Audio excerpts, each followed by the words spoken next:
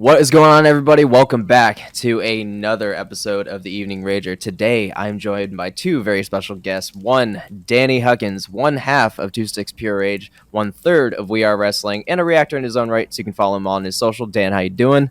I'm doing pretty good, man. How are you? I'm really, really good, man. And another guest, a very new face to anything XX Pure Rage related. We have another fellow YouTuber, Chandler Burton. What's going on, my dude? What's up, man? Thank you guys so much for having me. I'm super excited to chat, man. Super stoked. Absolutely, man. By the way, is your middle name pronounced like Mikhail? That's pretty close. It's it's Mikhail. So Mikhail. It's Chandler Mikhail Burton is my full name. Sounds very fucking punchy, very godlike, my guy. Very godlike. I've never heard that before. It's very godlike, very like that. That sounds like some fucking Norse mythology shit, man. I'll bite. I love it, dude. Absolutely. Heck yeah, dude. So Thanks, how's you man. guys' nights going on? Yeah, no problem, man. How's you guys' nights going? Good? Yeah. I'm doing pretty good, man. Just got off a 2-hour stream, and then I immediately hopped on here. So Yeah, man. always got to be Very pumping cool. out that content, you know? Yeah, dude, Yeah. the grind is forever real, man. That's something I got to get better on, because I kind of like fell off for a little bit. Like, oddly enough, like right after Comic-Con, I was just kind of like burnt out. Like, Yeah. burnout is so real in content creation, and it happens a lot more than people think, especially like when you take on a lot more than you can bargain with. Yeah. Oh, absolutely. I think that's a huge thing. A lot of people need to learn that. It's okay to take breaks. It's totally fine to do that. But yeah, dude, I've just been chilling. Work today. I just finished up Cyberpunk 2077 again. So I finally was able to play it. So I've been like super because I bought it on PS4 because I don't have like a super intense PC. Yeah. And it didn't work. So I got my refund from Sony. Then I got a PS5 and then I got the upgraded version. I finally was able to beat it. And I was like, dude, finally, like. The game was so sick, so I had a great time playing it. So that's literally what I was doing, and yeah, it was super fun.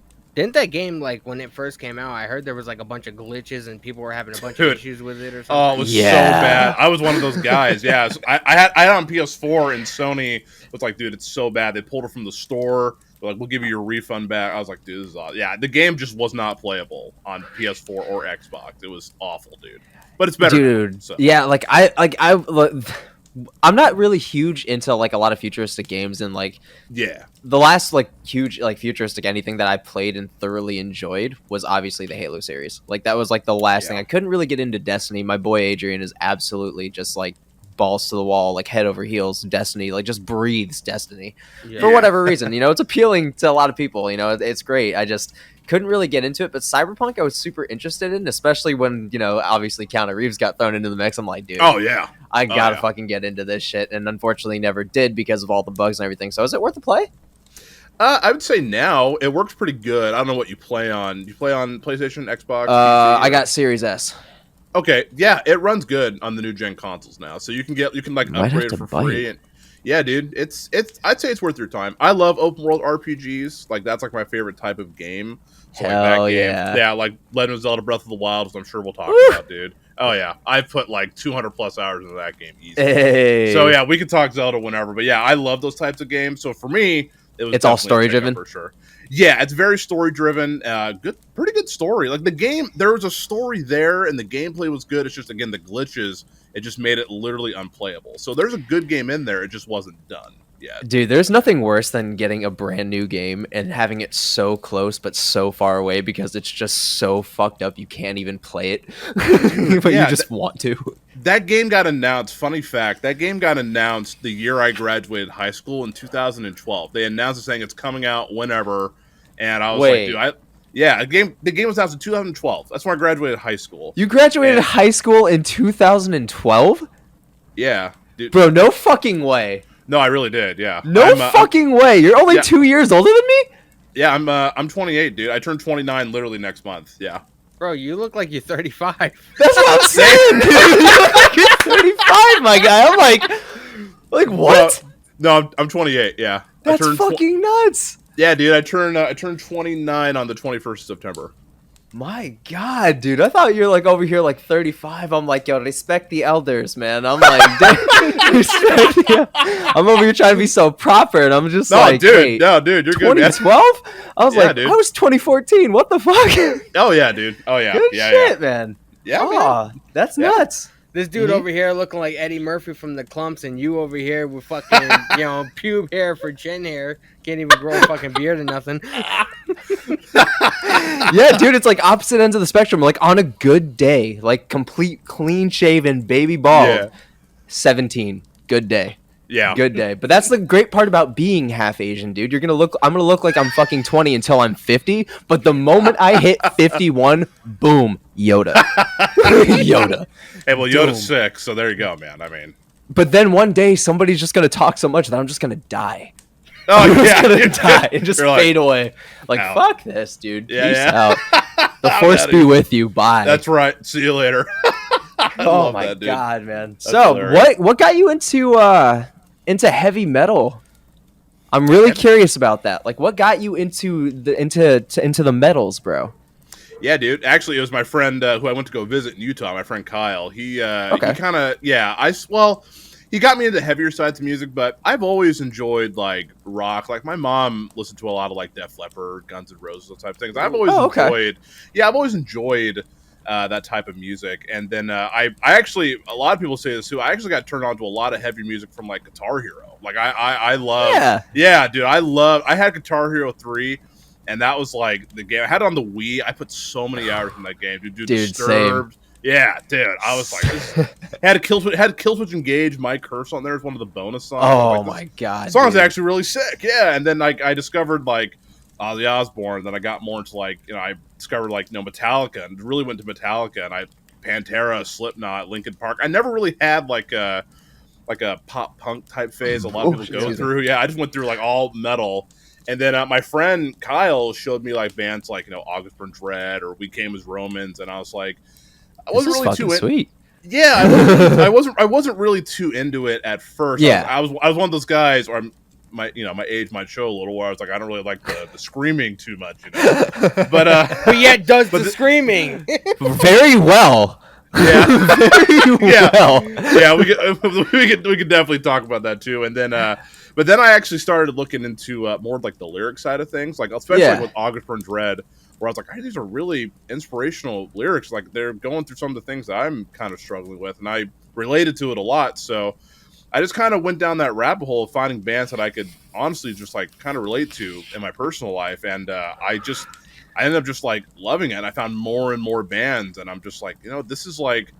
And then I like go into a few shows and stuff. I'm like, man, like everyone here is like so nice. Yeah, everyone dude, it's like being like welcomed into a family immediately. It is.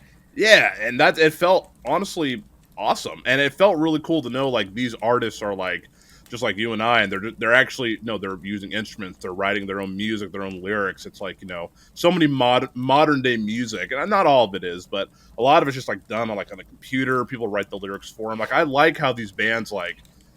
Write these lyrics. I've had a lot of opportunities to talk with some people in bands, from Holofront and Palisades, and they talk about their lyrical journey. It's just awesome. Like I'm just I love their how vulnerable they are with their lyrics. And that's kind of really what got me into it, was honestly the lyrics, to be honest. It really kind of spoke to me. And then, now it's like I just love me some heavy metal, dude. I love that, dude. Hell yeah, man. Dude. Yeah, man. That's kind of how I got into it. Yeah. Yeah, like I think doing reactions and joining the whole YouTube universe, you get a really cool opportunity to meet so many cool people, and you get like a really cool opportunity to talk to some of your heroes, get recognized by some of your heroes on a fucking whim when you weren't even trying to do it. You were just trying to give your solid just feel for the track. And my biggest accomplishment so far, and it happened very fucking early on, so like I count my blessings every day. When any kind of accolade on YouTube. One of my favorite band of all time is Shinedown. Dude, I saw your post. Like, I saw how happy you were. Yeah, please tell it. Like, literally, fucking 6 a.m. Like, I the day before I had done the daylight reaction, and absolutely, obviously cried hellaciously. Oh, yeah. Absolutely fucking broke me. And then the next morning, I was getting up and getting ready for work. And I go through my YouTube notifications like every morning, just kind of see if I can reply to, whoever commented, whatever. And I get this notification. It's like, dude, Shinedown gave you a shout out. Congrats. And I'm like, half asleep at this point. Yeah, you're like, what? What? Like at this point, I don't even know if I'm like fully the fuck awake, or if I'm even awake at all. Like I have like a feeling that this is gonna be one of those dreams where I wake up absolutely pissed off. Yeah. But Yeah. it wasn't the case. Like not only was it on their story, but it was like on their actual Instagram and shit. And I'm like hyperventilating, and then I check my fucking Instagram notifications. The band's following me. My fucking idol is following me, dude. Immediate tears at 6 a.m, not knowing what the fuck to do with myself, dude. Not knowing what the fuck to do with myself. And I was like, I've only been on YouTube a very short amount of time, maybe like altogether cumulatively over a year, per se, if that. You know, and it happened so fast, and it's like it's almost like this overwhelming feeling, but you know, it's really it's a fucking blessing, dude. 100%. And that's one of my favorite things about it, because again, you get to meet and connect with so many people you never thought you would, and it's a really, really cool thing. Yeah, it's incredible, dude. Like, yeah, Ben, me and Ben have known each other like off YouTube, whatever. We live really close to each other, so we've had somewhat of a relationship for years before YouTube. Yeah. And in the beginning of December, I think he had just hit 100 subscribers, and now he's over 1,000 already. Yeah, the growth, bro, is unreal. It was fast. Cool, it was really fast, and it was like averaging like an obnoxious number of subscribers a day. Like at one point, I was like, are these all like bots? Like, am I getting fucking punked? Like, because Twitch is like beriddled with fucking bots, dude. Like you'll be at like 200 followers out of nowhere, and then you'll log in the next day and you're down to like 125, and you're like, dude, what? You're like, what? So like I'm kind of surprised with, you know, how fast things kind of moved. And again, you know, it's super exciting to be able to meet, I guess, in a way, and get to really connect with some of your heroes, because you know, a lot of those songs, you know, it's gonna sound so cliche because you hear it from every fan, but it's a genuine statement saying that, you know, they saved your life a million times. And that band just connects because it, you know, they rarely press on, you know, the subject of mental health, which is super crucial to me. Absolutely. So like, you know, just like, you know, like mental health is a fucking thing, man. It is a thing. And that band, we can talk about that too, man, if you want. I get that for sure. So yeah, dude, awesome, like it's a thing. So yeah, dude. But so like, have you met any of your heroes through YouTube? I got a chance to meet Matty Mullins from Memphis Mayfire. Yeah, dude. What was that like? Dude, that was so cool. Like, long story short, when I first started doing reactions, they did their they were putting out all those songs like Blood and Water, those types of things, and that one of the singles, it was Death Inside. It was the second single they put out, and I did a reaction to it. That's when I first started YouTube, so I was still kind of getting my figured things out. The persona per se. Yeah, and I get this notification like thing saying Matty Mullins tagged you in his story. I was like, whoa, what the heck? And he tagged me reacting to like the last breakdown of the song, and I messaged him back saying like, thank you for sharing, and he actually messaged me back saying, dude, you're awesome. And I was like, dude, that's freaking sweet. And then then I literally did all the songs that they put out, and then I did the full album reaction, and yeah, he really enjoyed it. Kellen really enjoyed it, and then Matt is like, dude. Yeah, Kellen like, too, dude. Yeah, Kellen and I actually talk quite a bit. He followed me back on Instagram, so him and I talk like we're homies. It's weird. Yo, it is. Yeah, dude. Kellen's super tight. Yeah, he's super nice. But yeah, I messaged Maddie saying, hey, I'll be at the Remade in Misery tour in Portland. He's like, yeah, dude, come say hi. And he told me, I literally messaged him on Instagram. He's like, dude, come outside the bus when you're here. We'll say hi. And yeah, he came out and we talked for like 15 minutes. And we just chatted. I was like, this is weird. I was like, what the heck?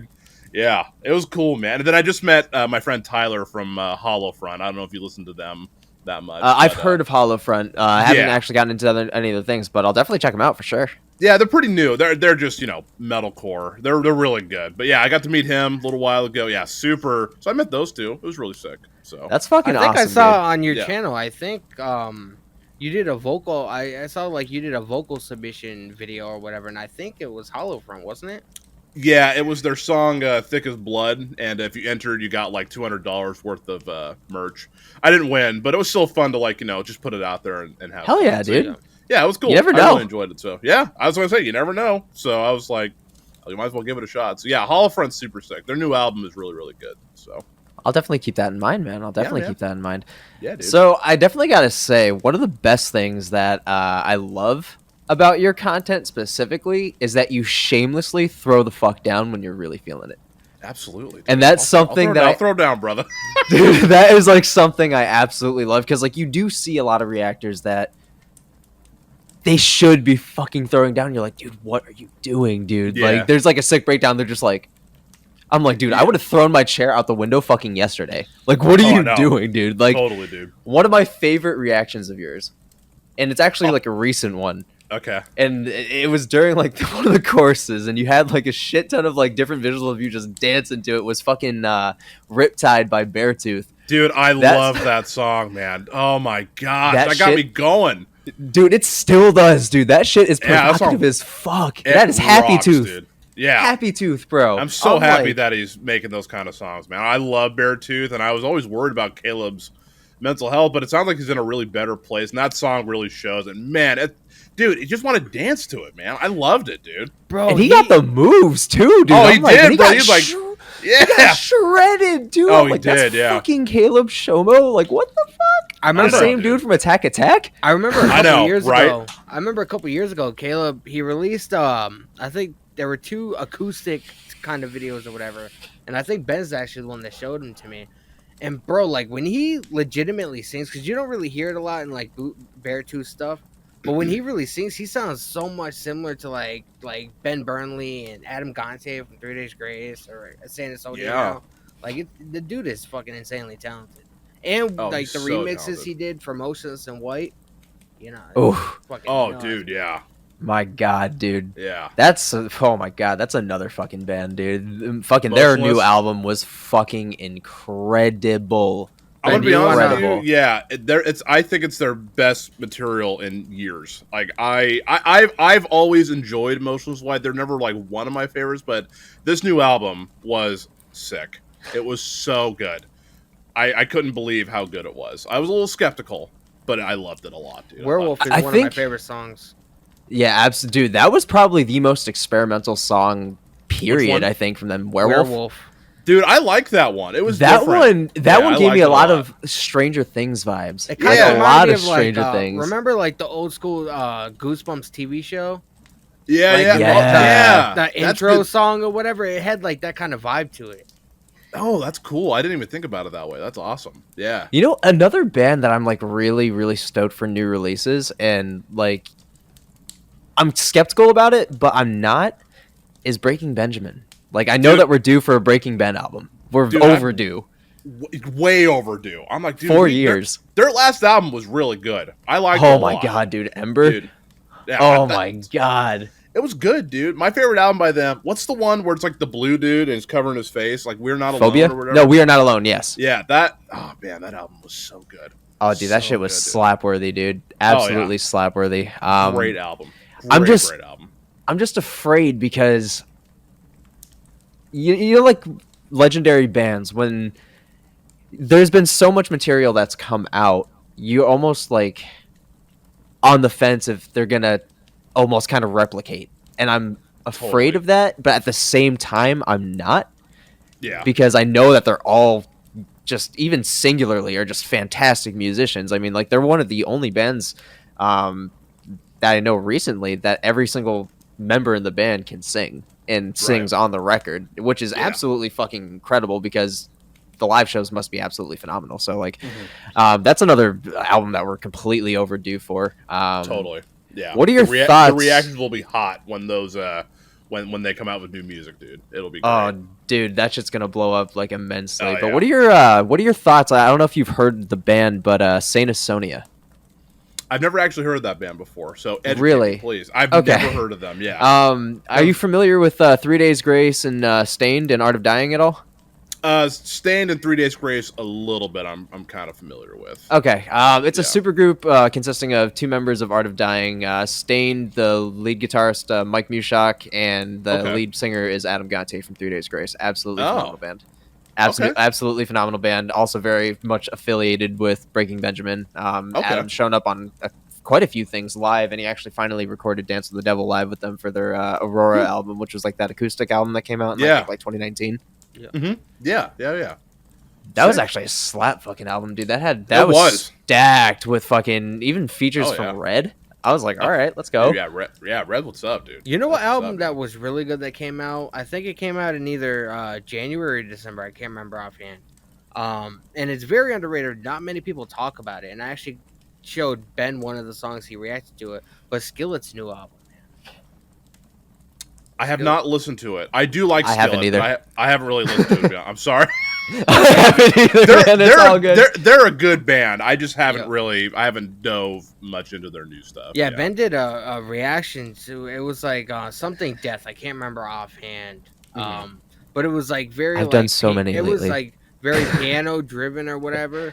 And at one point, I thought Ben was gonna fucking cry listening to the song. Yeah. Yeah, there's been a couple that have almost broken me. Like Dysfunctional You almost broke me when I listened to it the first time off of Shinedown's new album because I did that whole fucking album reaction, dude. That reaction got blocked, man. I'm pissed. Yours like, got blocked? Yeah, you told me to react to it. I react to it, and then like a week later, I get a notification that it's blocked, and I'm like, dude, well, thanks. It's so annoying, man. I was It gonna is. do. It's like it's so frustrating when. Again, we can go down the rabbit hole about this. Let's too. go. It's like, I've gotten that. I've gotten that too, where I literally, for example, do you guys know Sleep Token? I've heard of Sleep Token, yes. So, dude, they are incredible, and I'll do like a reaction to them, and then literally like a week later, will say, Dear Chandler, Burton Entertainment, it's blocked. Yeah, it's like okay, even if I cover the video and I don't use the visualizer or whatever, it'll still block it just because of the song. Yeah, I'm like, dude.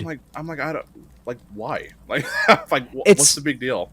And it's so annoying because It is annoying. It's no secret that Eskimo Callboy is the biggest fucking pull on my channel for whatever reason, but I absolutely love Eskimo Callboy. Huge fucking fan. I wanted to see them in Brooklyn when they were coming around for my birthday, but they sold out immediately because they're touring with Attack Attack. So I'm like, dude, I can't even blame you for being sold out months in advance, dude. I'm like, I'm pissed about it, but like, I'm not even really mad. Like, I'm not gonna be petty about it, but that new song Fuckboy, it was up for like, dude, it was up for like a week and it was at like 3.5k views. Then it was like, oh yeah, block. I'm like, mine, whatever. Mine was too. I uploaded it. Well, generally most of the time when people react to them, like if you reach out to them, they'll generally get it unblocked. I had to do that with I had to do it with Spaceman, where I literally messaged them on Instagram saying, "Hey, like I heard you guys can maybe help me," because they love reactors and they're on Century Media, same with like Lauren Shore and that label. Unless you have some kind of in the label,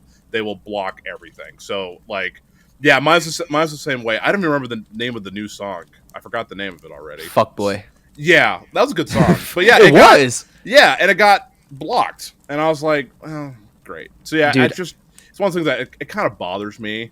It beyond bothers me, dude. And it like I feel like it causes more burnout because it makes you not want to do it because it's like, dude, I miss YouTube when it was a platform for creators and it became super corporate, and like everything's getting copywritten. Even if it's like I don't even fucking care if you pay me for it. I don't care. But let me do this. I kind of understand from like a business aspect or whatever. Of course, like these guys are putting in all this work, and you don't want some asshole to be able to make money off of their art. You know what I mean? So I can kind of understand certain aspects from it.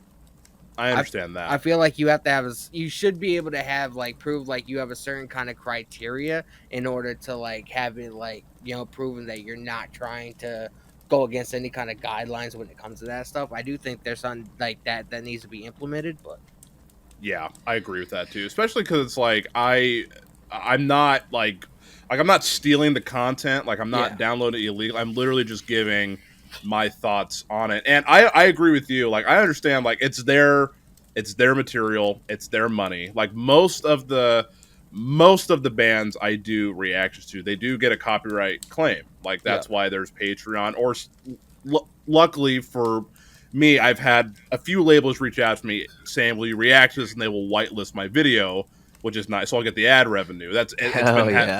Sharp Tone reached out to me the other day. Yeah, it was pretty sick. I was like, dude, that and there's I think a manager from a band from Solid State Records reached out to me, and they whitelist it, which is nice. But yeah, I understand like it being their material. It's just like you look at metal and stuff like this, like they don't get that radio play, they don't get those big, so like people want to discover new music. It's free promotion. Yeah, and like you technically don't really need to pay. You can just come on, watch the video, and hopefully, I mean, I found a ton of music through reaction videos, like View from Dude, Within, yes. and Any Reaction Given Day. videos are Like my I found favorite kind of content, man. they're fun, dude. Like Dude, they're really and fun to watch. There's something about watching somebody get super fucking lit in the same way that you do about the same shit you're fucking nuts about. There's just Dude, something yeah. about it that makes like, dude, I want to be homies with that guy. Like we would I get know. fucking along great, 100%. Oh, absolutely, dude. I love watching. Like, I'll do my own reaction, and then I'll watch other people's. Like, I went down the rabbit hole of watching the new Day to Remember Miracle song. People react to that song, dude. It was so much fun to watch. Everyone's like getting down to the last breakdown. Like, dude, we were all like, fucking miracle. yeah, it's everyone's like, yeah, dude, it's so sick, and it's like, yeah, like everyone's like a family. Again. I know. You want to know the No, that funniest song shit? sucked. Yeah. I've done a reaction, like, because I've been doing reaction videos for a couple of years now, and I've done, I think, 2 or 3 separate reactions to A Day to Remember songs. Miracle is the only video that's never gotten blocked. Yeah. It's fucking Really? weird, bro. It's fucking weird. It got blocked for me. I tried to dispute it and everything. Like, yeah, no. I'm like, that's okay. The audio went through, but the video got blocked. It just happened. It's weird how sometimes some people can get it through and then some people can't. Like, it's so weird. Like, I try to do Wage War and I talk to them sometimes and I still can't get the videos to go through when I do a reaction for them. Like, they're on Fearless and they're the same thing as Century Media. They block like almost everything. It sucks, dude. Yeah, because isn't Ice Nine Kills on Fearless right now still too? Yeah, and I they blocked the shit out of me, dude. Yeah, I wanted to do the new shower scene acoustic because, dude, the video the video is a big part of the song. Like that. they're like absolutely, dude, 100. Yeah, but I feel it's I feel like honestly, if I don't watch the video, it's just not as exciting for Ice Nine Kills. So it got blocked. So I was like, screw it, I'll just listen to it. Great song, great rendition of the song. But yeah, it's just a bummer. Bro, Spencer's a fucking beast, bro. And it sucks when that happens. It sucks when that happens just because like you're so excited to get this content out, and then when something like that happens, it's like, well, I just, it almost feels like a waste of time, and it really like just kind of diminishes your enjoyment in a little bit. And it's just like you gotta have to like look past those things, and it's almost hard to sometimes. I feel like that's what like causes a lot of reactors to take like a random ass break because they're just like, what if I put all of this effort? Because some of us have very slow moving things, so it's like for the process time to edit, to render, to upload, it by the end of it, sometimes it can reach almost like an hour worth of work, if you're especially if you're doing a reaction right off the bat, and then for it to get blocked immediately, you're just like, and then by that time the heat dies down, the view count goes down, and you're like, well, I basically did it for nothing. That's one of the most frustrating things about YouTube right now, as a reactor and as a content creator, because unless your shit is super original, you're gonna get fucking blocked left and right, copy claim left and right, and it's hard, dude. It's so hard being a content creator nowadays on YouTube. It's really tough. The coolest, one of the coolest experiences that I almost was a part of, and I don't think I've ever said this in public. I think I talked to Ben about it. But I have an email on my channel for like if like bands or artists or anybody that like involved with music that want to contact me or whatever, they want to have me do reaction videos to any of their music.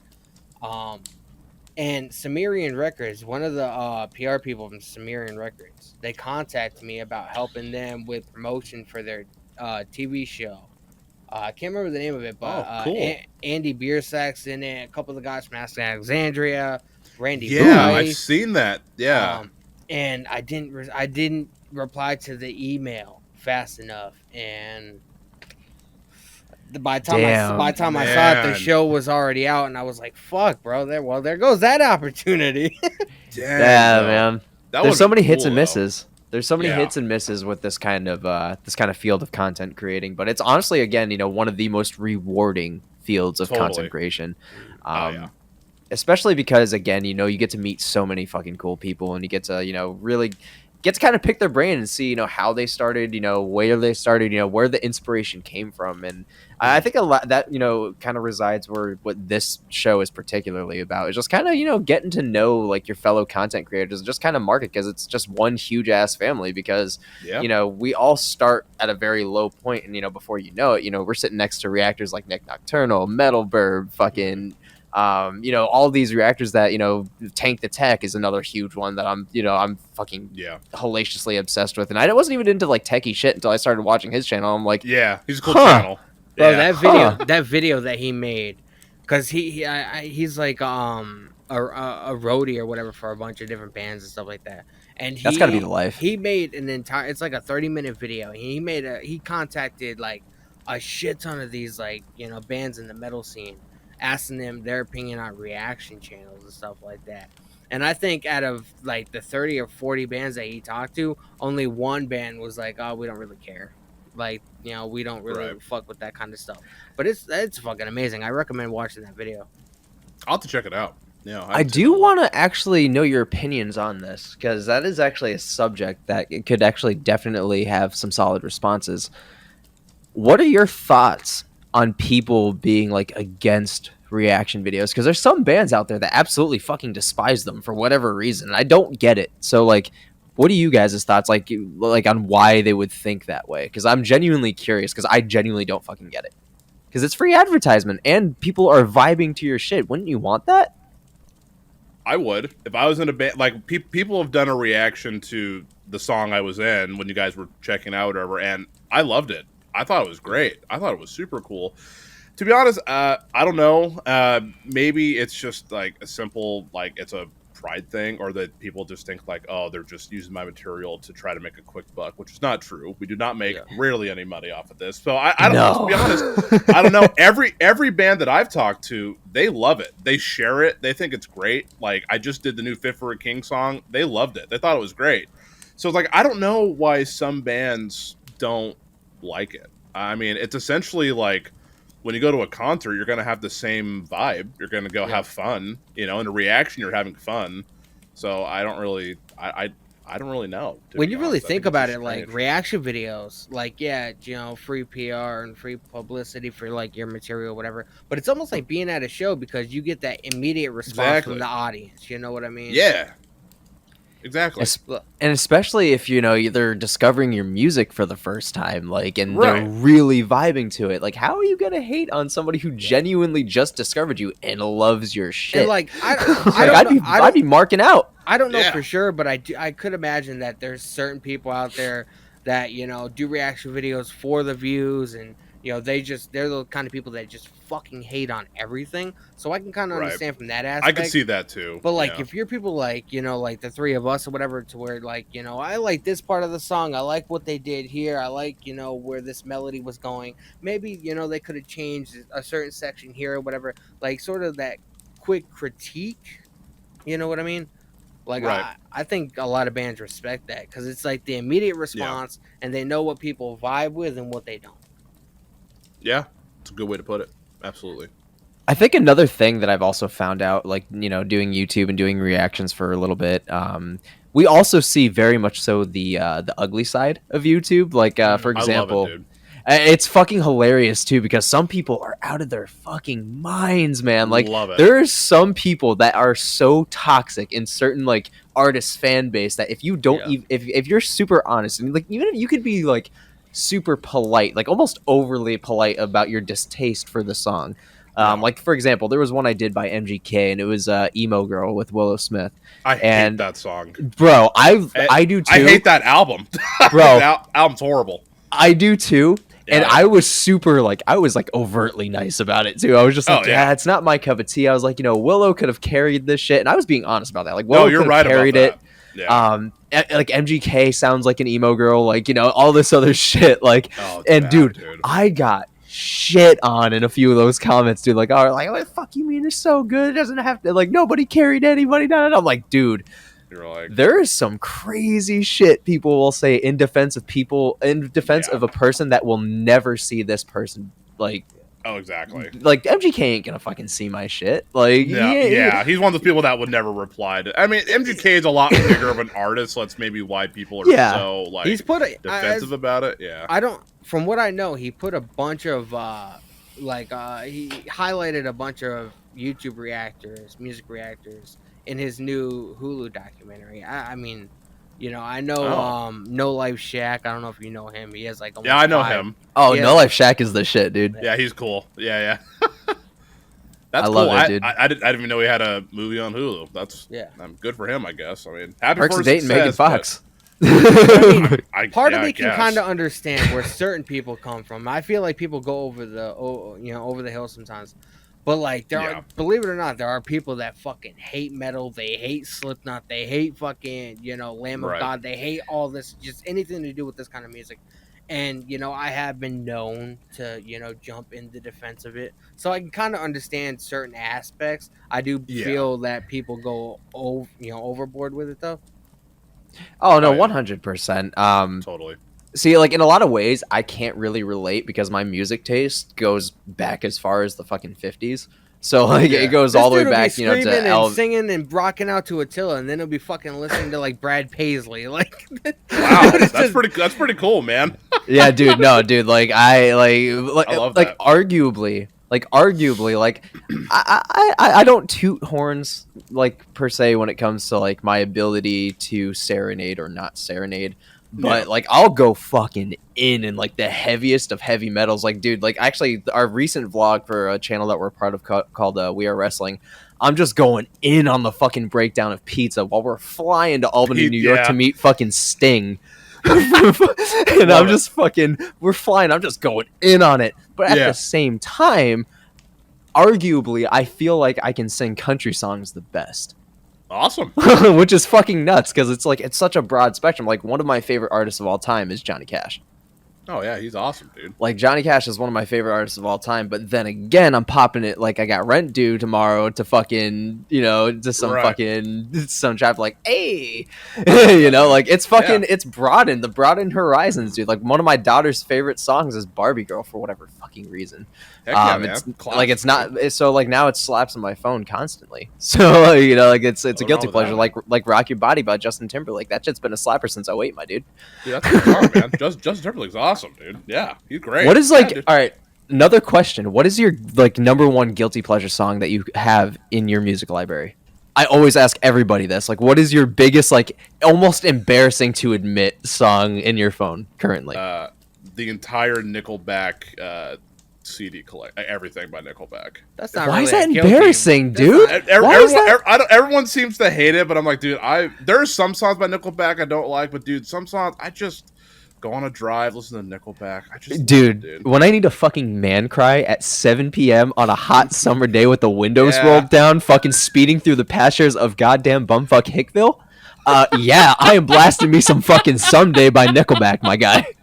Scream sang in that bitch, dude. Are you kidding me? That's awesome, dude. All I need is a fucking dog in my fucking passenger seat, a fucked up Ford truck. Like, I need all that shit, dude. I'm good. Yeah, dude. That's one band that I don't think I've ever gotten a chance to, because I like I grew up a music fan or whatever, so like a lot of like older stuff I already know. And one thing about me, I hate doing like videos on music that I already know. And I don't think since I started doing reaction videos that Nickelback has had any newer releases, at least not to my knowledge. Well, guess what? They're back in the studio, bitch. I just saw their fucking update yesterday. They're back in the studio for like fucking. We're all gonna have to fucking make videos and rage album the fuck number 12. Hell fucking yeah, dude. I'll rage out to wait. fucking Nickelback shamelessly, I will bro. too, man. That's awesome. Shamelessly, dude. Yeah, like, dude. Nickelback has been a part of my childhood longer than Spider-Man's been a part of my childhood. So like arguably but then it got intertwined in a really weird way and I wasn't even fucking mad about it. You know what? Like even Saliva was on that song. You know what's weird? What's up? It's weird to think about this, okay, because it's MTV. But Nickelback has been around so long. They were once played on TV. That is MTV, crazy, back when MTV was about music. It's fucking weird that, I have to bring that up or whatever because it is weird. Oh my god, dude. Oh my god. MTV was like back when MTV was still great is when you're still waking up at 5 a.m. and waking up on Spike TV to Girls Gone Wild at 5 a.m. right before school. Oh my That is the last time that MTV was still great. Relatable, dude. Yeah. Beavis and Butthead, Celebrity Deathmatch. Yeah, Beavis and Butthead. Yeah, Celebrity Deathmatch. Oh yeah, dude. Whatever happened to the revival of Celebrity Deathmatch? I heard there was like a revival going on. It just, I like, heard never that came too. back. Get canceled, bro. Oh man, I would love to see that again. I It's love like- that show. It was just like The Office getting canceled today because like one line from The Office would get them canceled today. Just the whole like Oscar, you're gay, roasted. Like Yeah. that would get it canceled immediately. Totally immediately. So I'm just Yeah. like, dude. But there are some things that are getting a resurgence that I'm really, really happy about for my childhood, man. Beavis and Like, Butthead, really happy like, about. They have a new movie out, or they have Yeah. a TV show coming out. They have some kind of thing going on. With Beavis Bro. and Butthead. Yeah, the movie was cool. The show just a few episodes just dropped on Paramount Plus. Yeah, Are so we? I gotta watch them. Are we gonna disregard the fact that X-Men's coming back, the animated series? Like, I'm true, it stoked is. about it, dude. I'm That is stoked coming about back. all of I this, dude. gotta admit something, man. I gotta admit. Oh something. no. Oh, you're gonna be a Debbie Downer. What up? Talk to me. I'll say it first. I'm not huge into. I was a X-Men. Batman the Animated Series kid, man. I Me never really too. watched X-Men. Like, I watched the Spider-Man Yeah. animated series. That was pretty cool. But like Gargoyles, Darkwing Duck, fucking Batman the Animated Series, like that was sort of my Alright. go-to. So, Yeah. did you ever? All right. So you guys watched like the '90s Spider-Man animated series, right? Yeah. I watched a little bit of it. Yeah. One of the worst scenes, and they're wrong for this, and I actually just saw it, I think in like one of those like TikTok fucking Instagram reels recently. You remember that scene from the Spider-Man series where Peter Parker was in that like little children's hospital, and yeah. the little girl was like, yeah, can you see your face? I won't tell anybody. She's like, I'll keep it a secret the rest of my life. Yeah. He's like, thanks, and then swung away, and it was like a cancer hospital. I was like, bro, I was like, yo, Spider-Man is wrong for this, bro. Didn't even realize that. That's what, I'm like, yo, Hey, dude. Spider-Man's not even sweating. Bro, That I is would, like- crazy. he just left. That's hilarious. I'm Dude. just like, damn. We've What's up, never dude? we've never like really like got onto this topic or whatever. Even like in like some of the podcasts that me and you made, Ben. Like We've been doing it for like 2 years too, which is nuts. We should just sit here and just talk about like some of our like some of the shows or whatever that inspired us, you know, when we were growing up. Like I said, like Batman the Animated Series was huge in my life. Darkwing Yeah. Duck, fucking. Remember the Oh yeah. remember the what was it? The Mighty Ducks animated TV show? Oh my god, Remember that dude, show, you're yeah.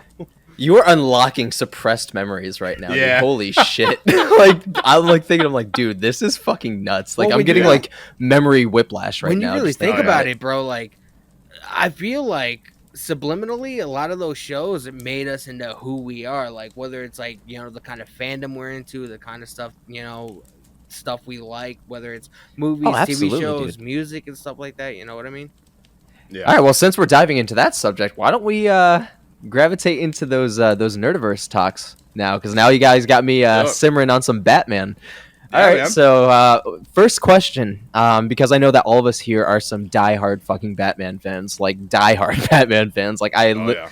Oh, that's got sick, Batman dude. there. You're welcome, Danny. Yeah, he did the tattoo for me. That's sick.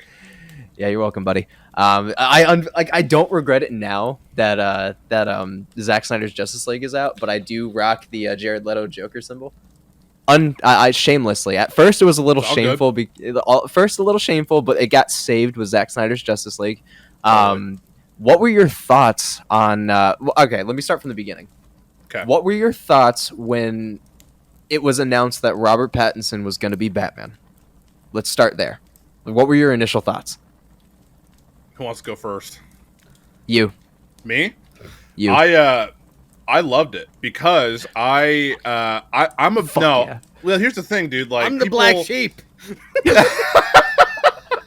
that's totally fine. A lot of people that I knew too were like, I don't, because they only saw one movie, which was Yeah. Twilight. Which I understand if you're basing off of that, then no, that would be terrible. But Robert Pattinson is a great actor. A lot of people don't know this. I talk about it often. Like I love movies. Like that's like my other escape. Like I've watched a ton of movies. Same, with Robert Pattinson. bro. Dude. What was that one movie? I don't know if you saw it. It's I think it's Good Time. Good Time is absolutely fucking phenomenal, if not one of Dude. my top favorite 3 Robert Pattinson movies. Thank you. Most people are like, "What? What's that movie?" Oh, the movie's phenomenal. Cosmopolis was another good one. Dude, his performances in all these movies are phenomenal. So when I saw those and I saw him announced as Batman, I was like, "Dude, I'm sold." And he was good in Tenet too. I keep forgetting Oh my he was God, in Tenet. dude. Yeah, he was good in Tenet. So I was like, "Dude, I'm ready." I thought he was a great Batman and Bruce Wayne. I thought he did phenomenal. I feel like I like the new Batman movie. I like it a lot. It was Yeah, you do, bitch. It was true to the comics. It was like true to the comics. It was like very like detective driven. It was more so like, It's satisfying all about, hearing you like, say this now. you know, Batman, you know, solving this mystery or whatever's happening. And I feel like Yeah. a lot of people Keep talking to me, Poppy. Oh my fucking god, bro! What is this, YouTube or Pornhub? I'm Right now, mental Pornhub to the satisfaction of you actually giving this a thumbs up right now. So keep it going. bro. We did a fucking 2-hour podcast. I'm almost there. on it. Keep it going. We I'm did. almost there. Keep it going. Oh my god, this guy's. You have a change of pants next to you, right? That's hilarious. No, but keep it going. No, I do not. I do not have it. But I feel Do like not ask questions. I wasn't that crazy. Like, well, I let me not say that.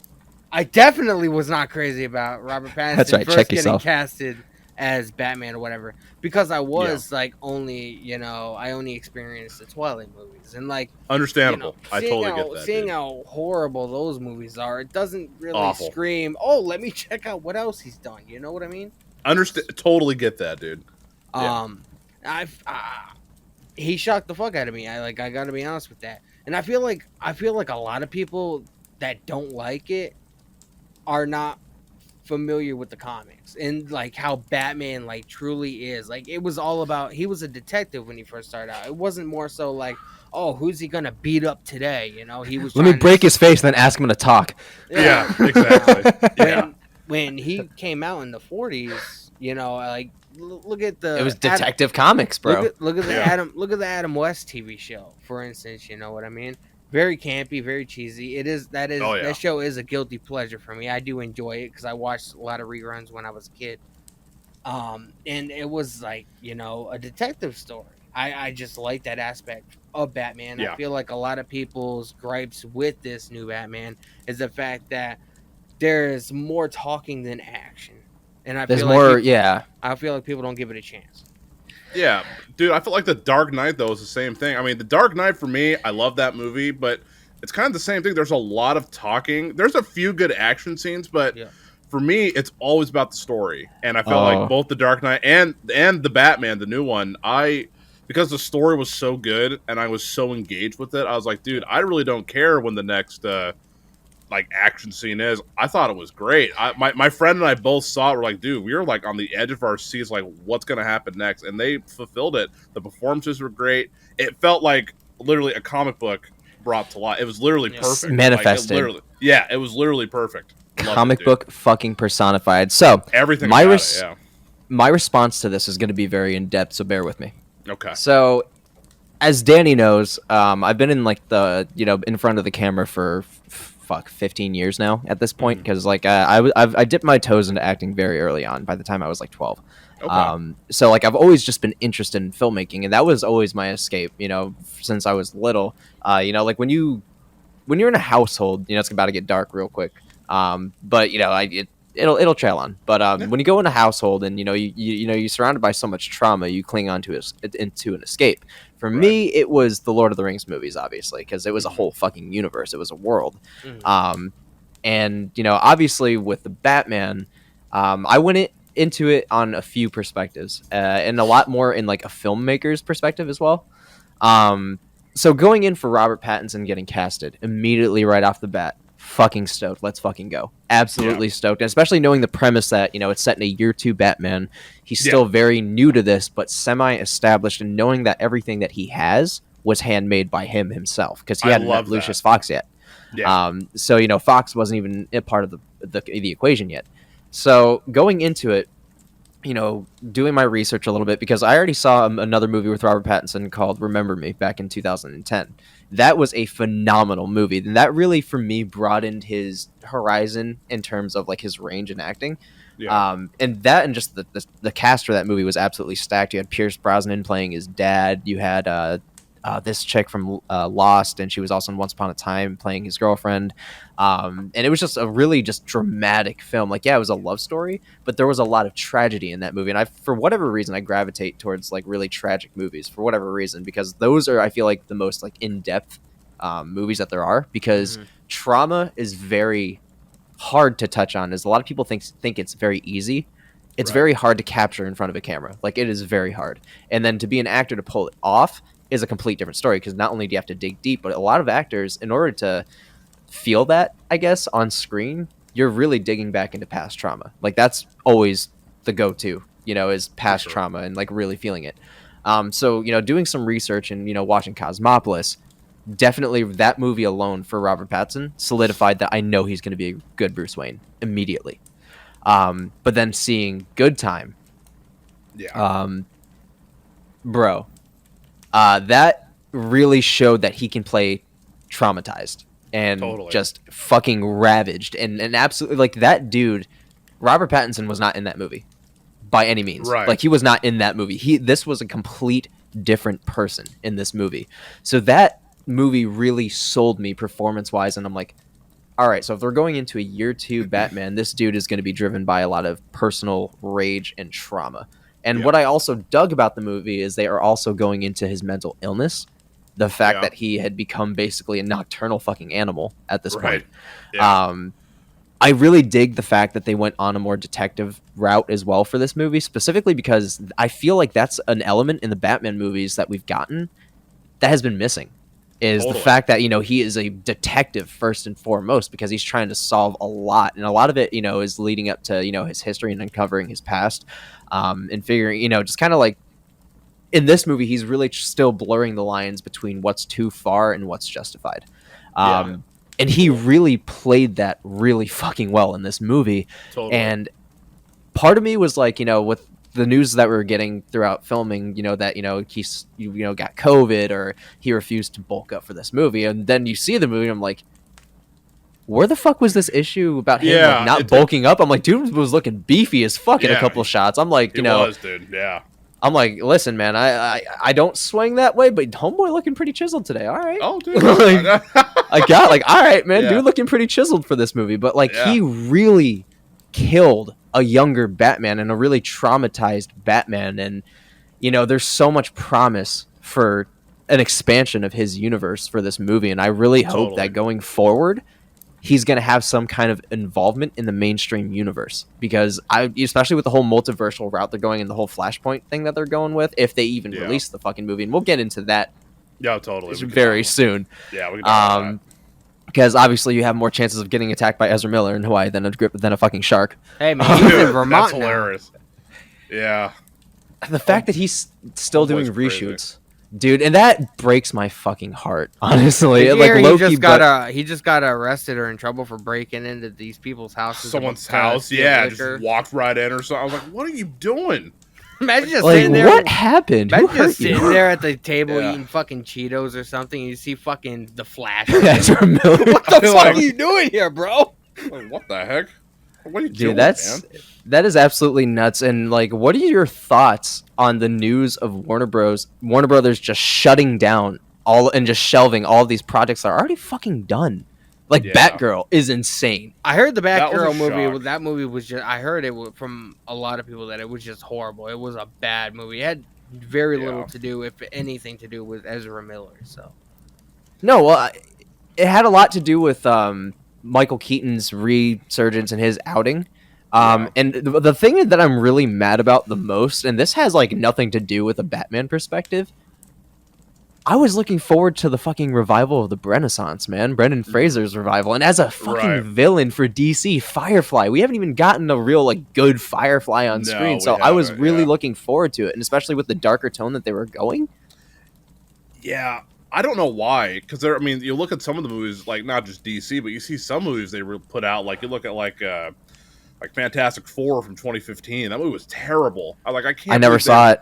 I refused. I can't believe they released it. I worked at the movie theater at the time, so I got free movies. So I'll just go. That's fucking. And I was like, dude, I need to get my money back for a free movie. I was seriously you just look at movies like that. It's Batgirl cannot be worse than Fantastic Four. Or fucking Men in Black International. Apparently, fuck dude, that was one of the worst movies. I was awful. I fell asleep. I don't know if you guys. I don't know if you guys read the premise or anything, but apparently the Batgirl movie. It was about this woman who dresses up as Batman and goes to a Halloween party. And then she uses that costume that she wore at the Halloween party to end up fighting crime or something like that. And apparently Michael Keaton was only in the movie for 5 minutes or something like that. It was apparently from a lot of people that worked on it said it was fucking horrible.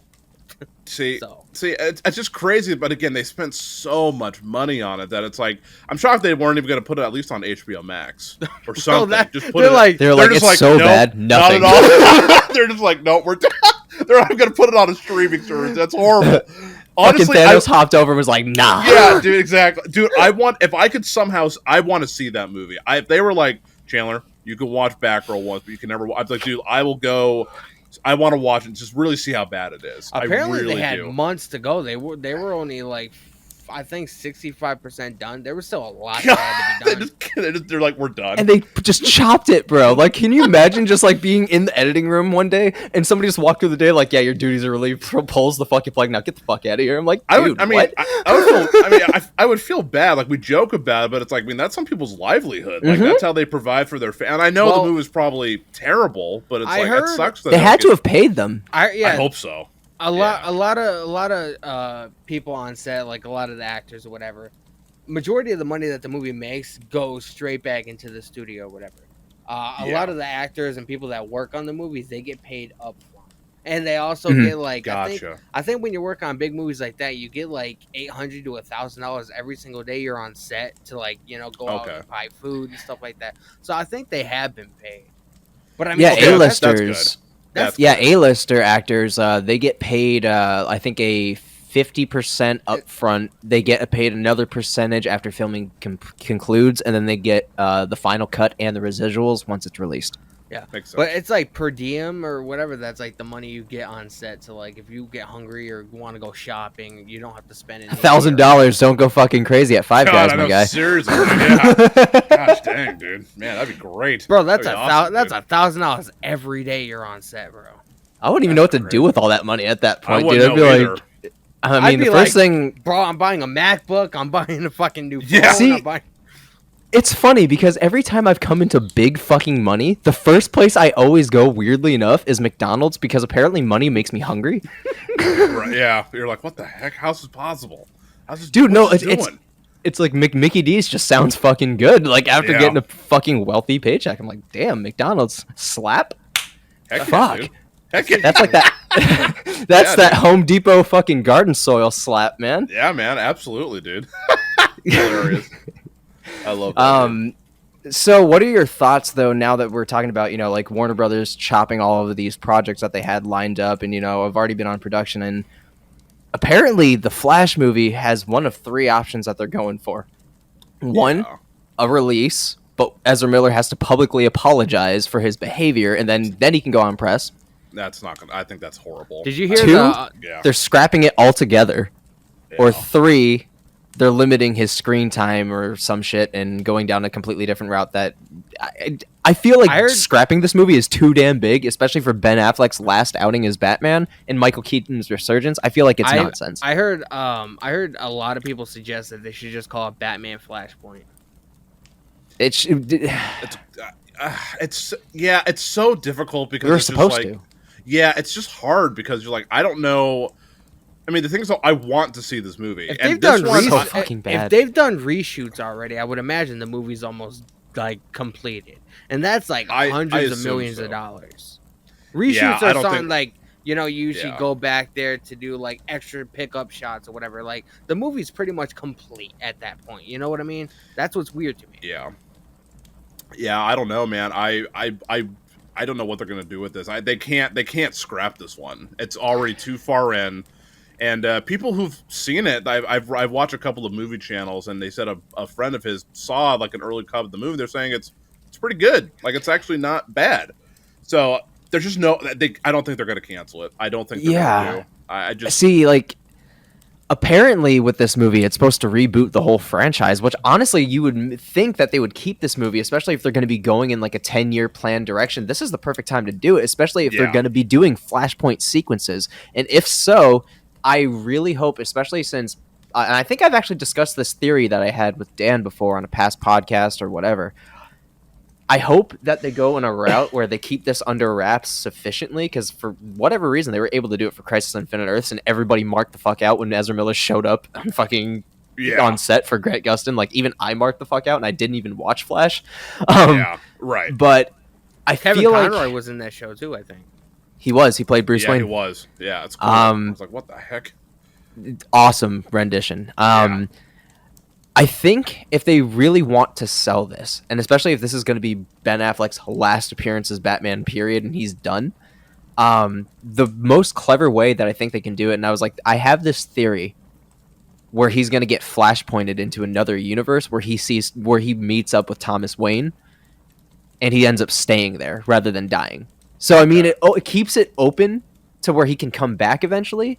Makes sense. But I mean, like, if you go back and you see your dad, you're gonna want to stay, especially if Michael Keaton is going to go forward as the DCEU's Batman going forward, and there already is a Batman Beyond film in the works where Michael Keaton, I'm assuming, is playing the older Bruce Wayne. That's going to be, which was everybody's casting for years. Absolutely. So it makes sense. I agree. So they're going in a good direction 100%, but I hope it's in a sense where he stays in the universe with Thomas Wayne, and I hope the Thomas Wayne that we see is Jeffrey Dean Morgan, because he wanted to come back, and he already played Thomas Wayne in the universe. Right. Exactly. So it just makes sense. And what were you saying, Dan?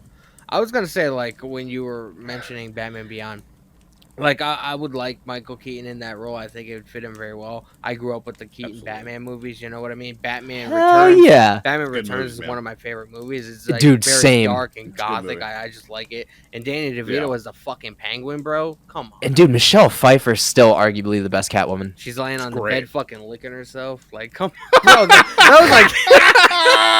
That was like. Man, put it the fuck away, dude. Like, I get it's past midnight, it's after hours, but damn, chill, dude. This ain't no HBO Max. You gotta put a subscriptions notice on this, dude. TVMA. Bro, that was like porn when we were fucking like 10. Like, come on, bro. Latex. Hilarious. Secrets, man. But when it comes to like Batman Beyond, even if it was for one movie or like part of a movie, I would love just to see Kevin Conroy in that role, man. Just because he did the animated series, and I feel like he would knock it out of the fucking park, bro. It'd be great. I feel like I would honestly feel like it'd be really, really cool if they pull it off right. That's like my biggest thing, is that it'd be really cool if they pulled it off right. We always give up the concept, but if they can't pull it off, then it's always like the worst thing ever. Like, don't get me wrong, this is a hot take. Like, this is a very like unpopular opinion. But realistically, if you really look back at it, the fucking Nolan movies were great, and again, arguably, Heath Ledger will still remain the greatest Joker of all time. I still agree with that. However, it made you realize going forward and seeing all these other Batman movies, and the people that have played them going forward and the directors that have taken it on, Christopher Nolan couldn't fucking direct a fight scene to save his goddamn life. Dude, I agree with you 100%, dude. Remember that scene Dude, I remember watching The Dark Knight Rises when they still did midnight showings. Dude, that fight scene on the bridge with Bane, the first fight. Oh my god. That fight sucked. I was like, this is dumb. I was so disappointed. I was so disappointed, man. Bro, dude. I'm one of the very few people, I did not care for Tom Hardy as Bane. Like, I loved it. I liked him as Bane. I was just into like the comics and the animated series or whatever. Like, that was Bane to me. You know what I mean? Yeah, I like that version of Bane too. It was different. I give it that. And I have to always remind myself that the Nolan Batman films are like more realistic, reality based. He's more of a mercenary rather than a luchador. This is what Batman would be if he really existed. You know what I mean? For sure. I dig that. Yeah. I think they're awesome. Like, did you play the Arkham Origins? I'm kind of pissed games? We didn't fucking like get an ending to Joseph Gordon-Levitt's character. Yes, I did, sir. Okay, I'm watching you, buddy. I know, I saw that. Yes, I do. Did you play Arkham Origins? Arkham Asylum? I love Bane in those. I thought that was super cool. But yeah, you gotta play. You gotta play. Telltale. Yeah, Batman Telltale series, bro. I played the first one. I had to second play one. Enemy Within. Is that what it's called?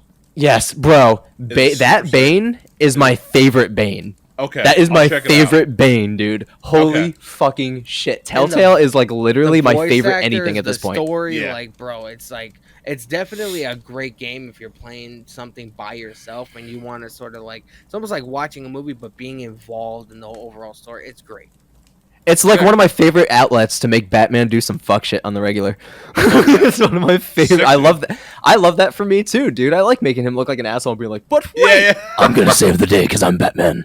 I love that. Like, dude. I love it, dude. 100%. And that's like another thing that art has really allowed is that even in video game form, they found a way to make Batman so much fucking cooler. Like, Telltale is underratedly one of the best things to ever happen to video games in general, because you can take any concept and blow it out of the park. Like, I don't know if you're familiar with it or if you've ever played it, but have you ever played the game The Wolf Among Us? I've heard of it, but I've never played it. Bro, it is dark as fuck. Like, literally. So you play as, like, it takes place in this place called Fabletown. Okay. And you play as a character named Big B Wolf. Obviously, regarding to the Big Bad Wolf, but he is in human form, but he looks like a buff Willem Dafoe and even kind of like sounds like him. Speaking of Willem Dafoe, I always thought he'd be a good Joker, but continue. I agree too. I think it'd be really So good. did he, and that's why he wanted to roll in fucking a Joker movie where he's playing an alternate version of the character. And I'm like, dude, hell fucking yeah. Oh, yeah. Hell fucking yeah. Let's Somebody get it, dude. Take my money. somebody photoshopped a picture a while ago, and it was like William Dafoe like with like Joker makeup, and it was like really dark and creepy, bro. With his gaps, yeah, no, I saw that I would shit. have been like, bro, He's like the perfect this- Arkham Asylum Joker. and he's fucking happy, man. But yeah, so like Wolf Among Us, like you're playing as the Big Bad Wolf, your partner, and you're like a detective, and your partner is Snow White.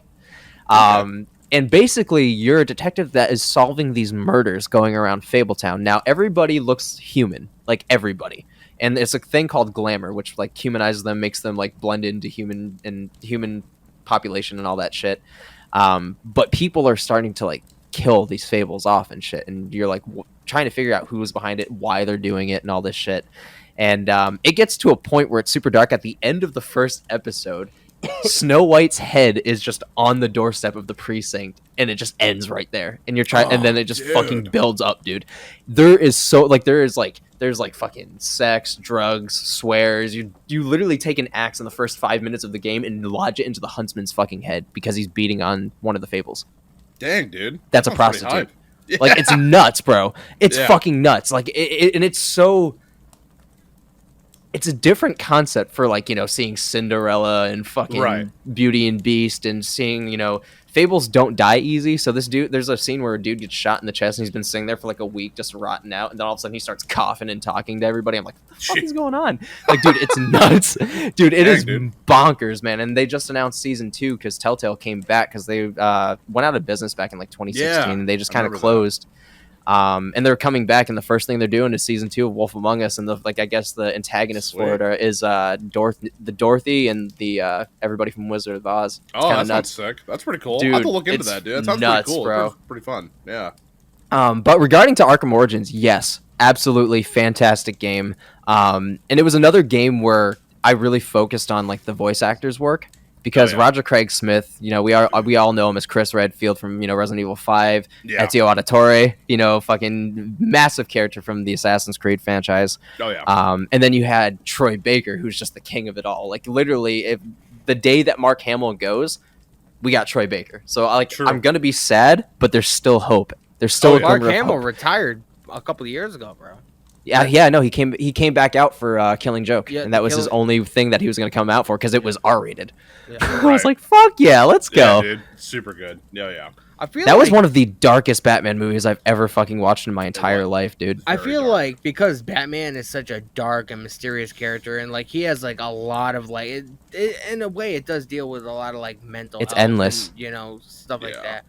I feel like you can't make like a PG or PG-13 Batman movie, at least animated, because it's such a dark character and a dark like origin, just everything about it is just dark and mysterious, and like I said, like it deals with a lot with like mental health, like the Joker, trauma. Know what I mean?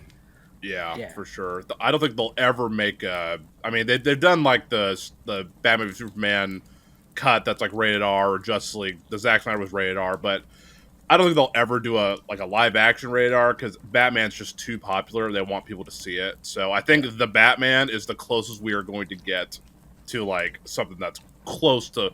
I guarantee there's probably an R-rated cut out there of that movie. That's sad because Ben Affleck's Batman versus Deathstroke that he was supposed to do was rated R. Oh, It was so rated sick. R. Yeah, that would be and it's sick. unfortunate because like the what ifs are immaculate, and it was unfortunate. Right. I mean, I can't even say unfortunate because I'm so glad the dude, took the time to clean himself up after the ugly Yeah. shit that was going on with him. Yeah. Matt Damon was the one that shut him down. Was like, yeah, the script's great, but if you keep doing this, you're gonna kill yourself. Right. Like you're gonna kill yourself, and it's so unfortunate because arguably, dude, and I still, Pattinson is my Batman. Yeah. But Ben Affleck was arguably the best on-screen Batman we've ever had, closest to the comics. Like, Yeah, in I my loved him. opinion, like he was the perfect seasoned Bruce Wayne. I think hate is a very strong word, but I absolutely hate the people that genuinely are like, oh, he was a horrible Batman, he was a horrible Bruce Wayne, Zack Snyder had no fucking clue what he was doing. I'm like, dude, if anything, Zack Snyder is the only one that had any fucking clue what he was doing.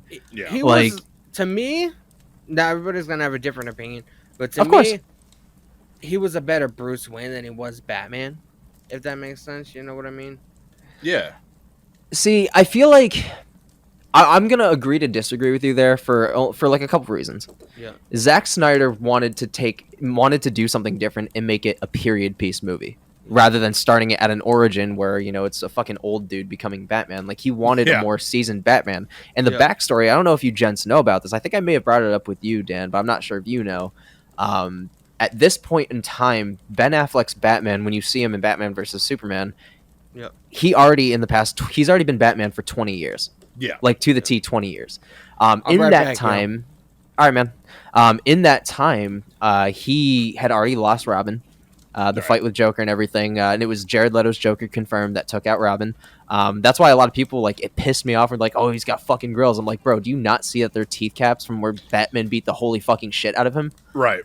Like Exactly. he gave up his fucking pretty face for Robin. Like, Yeah. and they look at that and they're like, oh, it's fucking nuts. But he lost Robin at this point, so he's already going through a tremendous downfall toll.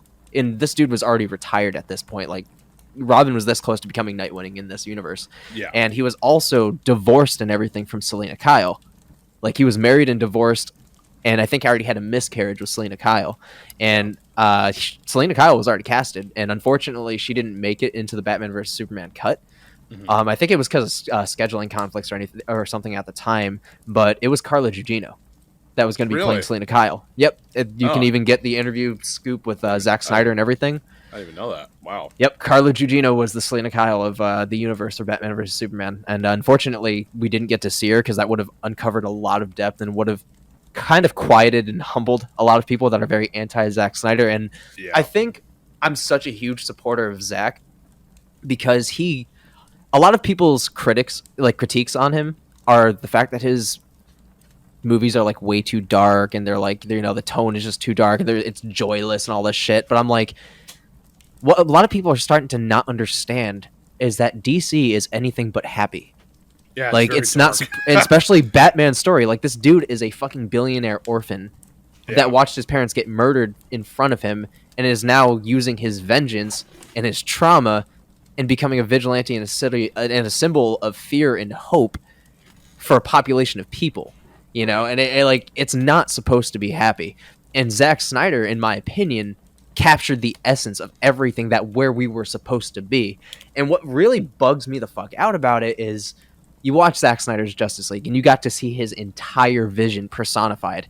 Totally. And obviously, 4 hours is a long time, but it really doesn't Yeah. feel that long when you know what's going down. And it was Yeah. beautifully fucking paced. Beautifully. And then the It really prologue and, the epilogue, rather, Yeah. or The prologue. Joker. Yeah. Yeah, like Yeah. the apocalypse sequence. Yeah. That was setting up the Injustice storyline. Oh yeah. Super And, sick. Oh yeah. And like if you really look at all these Easter eggs looking back at it, those stars were aligned the entire time. Because if you go back to Batman versus Superman, and you ever see that scene where Batman's like in the desert and he's like fighting off all those Yeah. dudes and has like that circle sequence where he's fighting them all off. Yeah. If you look at his gun and on the barrel of his machine gun that he has, you can see the card that the Joker gave him in that sequence clipped to Oh. his card. Yeah, dude. And That's sick. in fucking Justice League, there's that nightmare that he's having like halfway through where Yeah. Superman has his cowl and shit. Yeah. And you yeah, yeah. see the fucking Joker card fly by and it's ripped in half.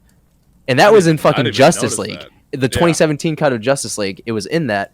And if you remember his dialogue in the Apocalypse scene, he was like, the Joker was like, all you have to do is tear this card in half, and I'll tell you every single thing that you want to know about how fucking Robin suffered and all that shit. So obviously, at some point, the gloves were off, and he ripped that shit in half. Right. And he said, like, right is once we do that, you can fucking kill me, basically. But I was really bugged out by the fact that they're just shutting this universe down because, dude, could you imagine an Injustice storyline where Superman gets basically fucking brainwashed by Darkseid saying that fucking, you know, they're the reason why fucking Lois died and all this shit, and now he lost hope in humanity, and like I would have loved to see that live action take personified in Zack Snyder's vision, because I feel like he is the only person that could have captured it on the big screen 100%. Oh yeah, absolutely, dude. I think too. I mean, after playing the Injustice games, I was like, dude, yeah, I was like, that's what I thought of when I saw the end of that movie. I was like, how cool would that be to see like that come to life with Zack Snyder. I think, Zack Snyder's Justice League was great. 4 hours is long, and I haven't seen it yet. I haven't seen it? Oh, okay. It's hard. Piece of shit.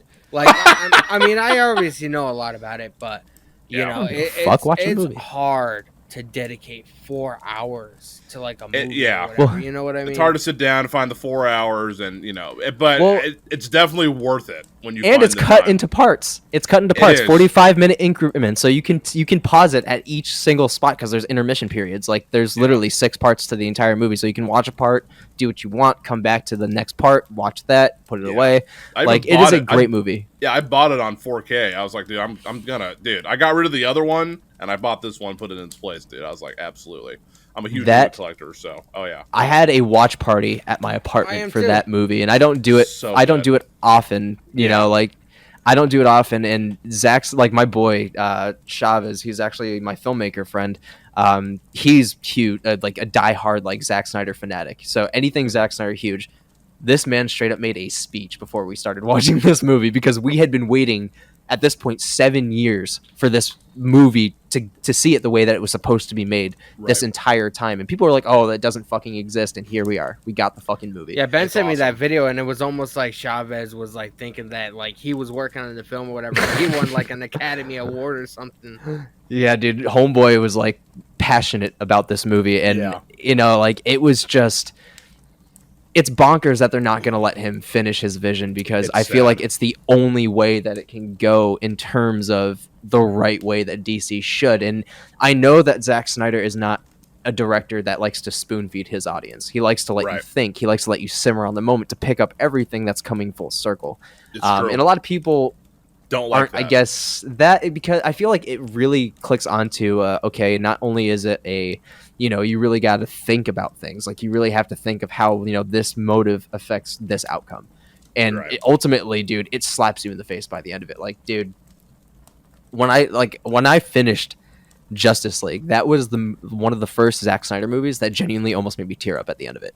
Totally. Dude. It was just fucking beautiful. It was beautiful. Like, I couldn't get over like how I was feeling about this movie, so I could only imagine how this dude was feeling, knowing that he could finish his final cut and get it to everybody to see it, dude. And it was one of the biggest payoffs in my opinion. It's great, dude. I think people are probably so used to... Oh, go ahead, dude. Go ahead, yeah.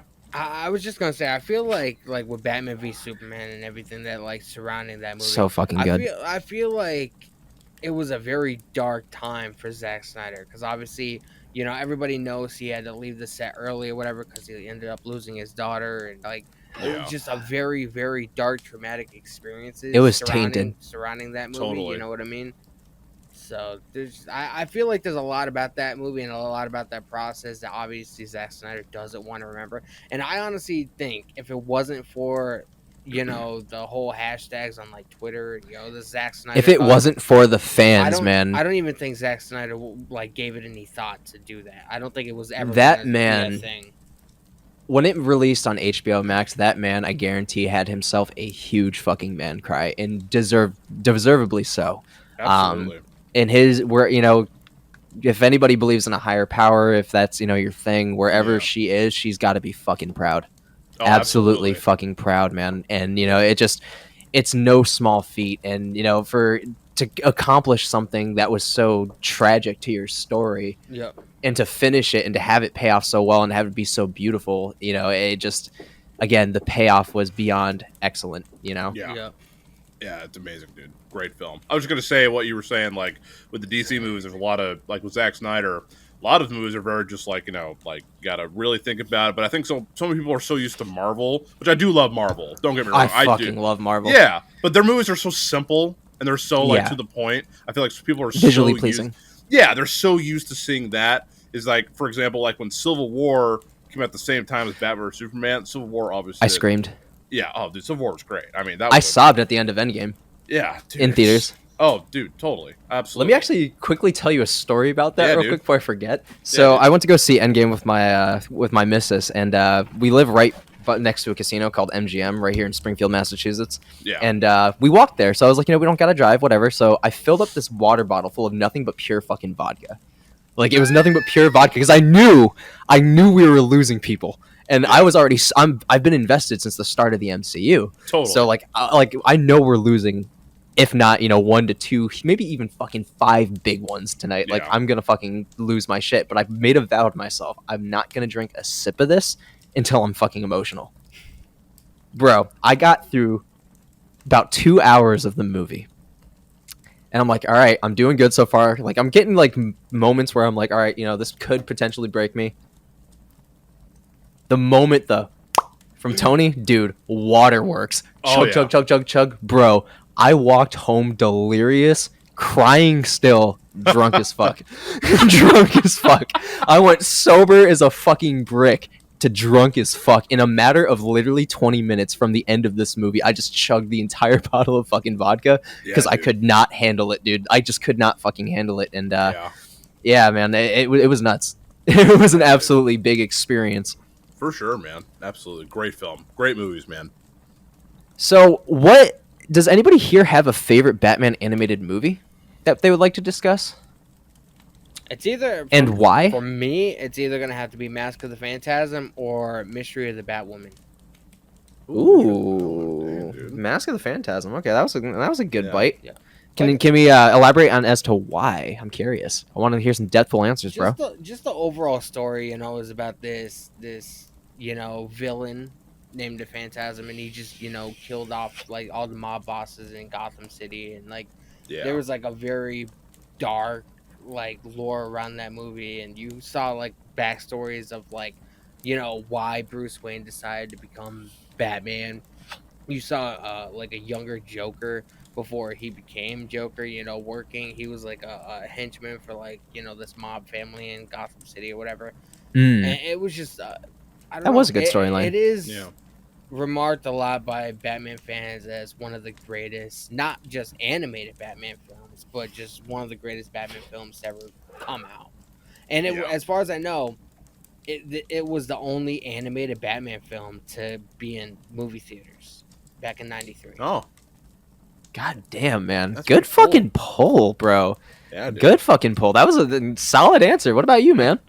Dude, mine's pretty typical just because I have pretty nostalgic for it, but I love The Dark Knight Returns, dude. I love fair. Dude, I don't know what it is, man.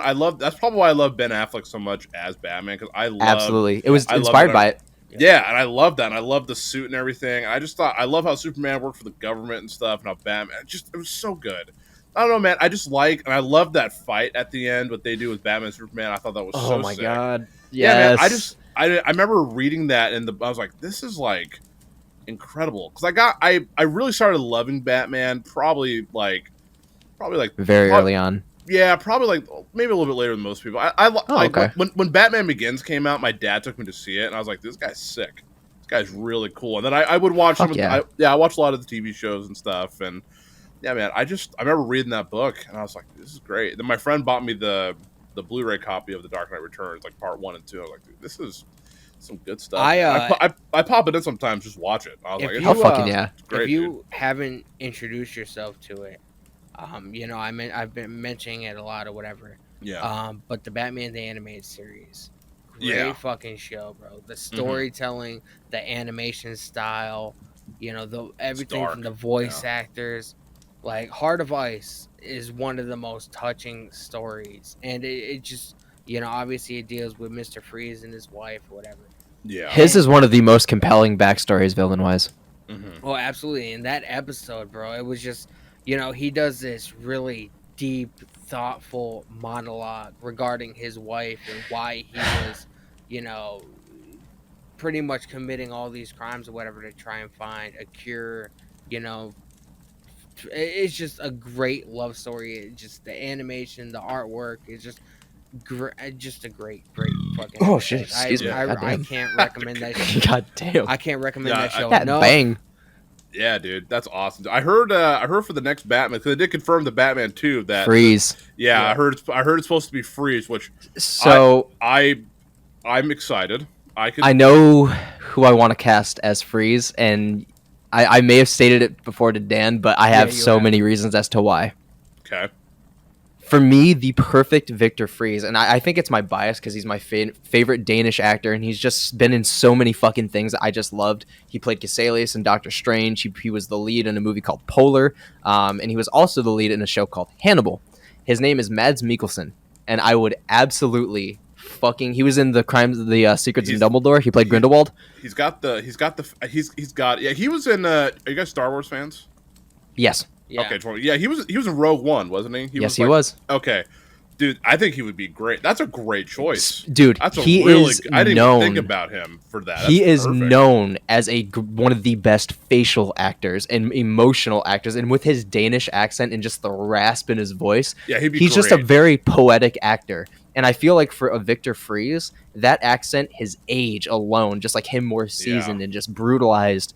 And imagine that with a voice modulator in the fucking the box that they end up using the fucking. Dude, that gets me the glasses. really excited, dude. Like I want them. I want Mads Now, Mikkelsen the for question- fucking the Victor question Freeze, bro, is- because he would be amazing, especially Yeah. if like his wife dies in his fucking arms or some Right. shit, and the brutalization of just his havoc he wreaks, dude. Like, yeah. oh my god, I'm fucking goosebumps just thinking I about love it, Now, dude. the question is, okay, now there's been a lot of renditions for a lot of like the Batman characters, obviously different like takes on like the stylization of them. Talk But like with Harley Quinn, Joker, Penguin, they pretty much all remain the same to some extent. Yeah. There's been a Yeah, they lot do. of different freezes that have sort of in certain ways been the same, but have been totally different.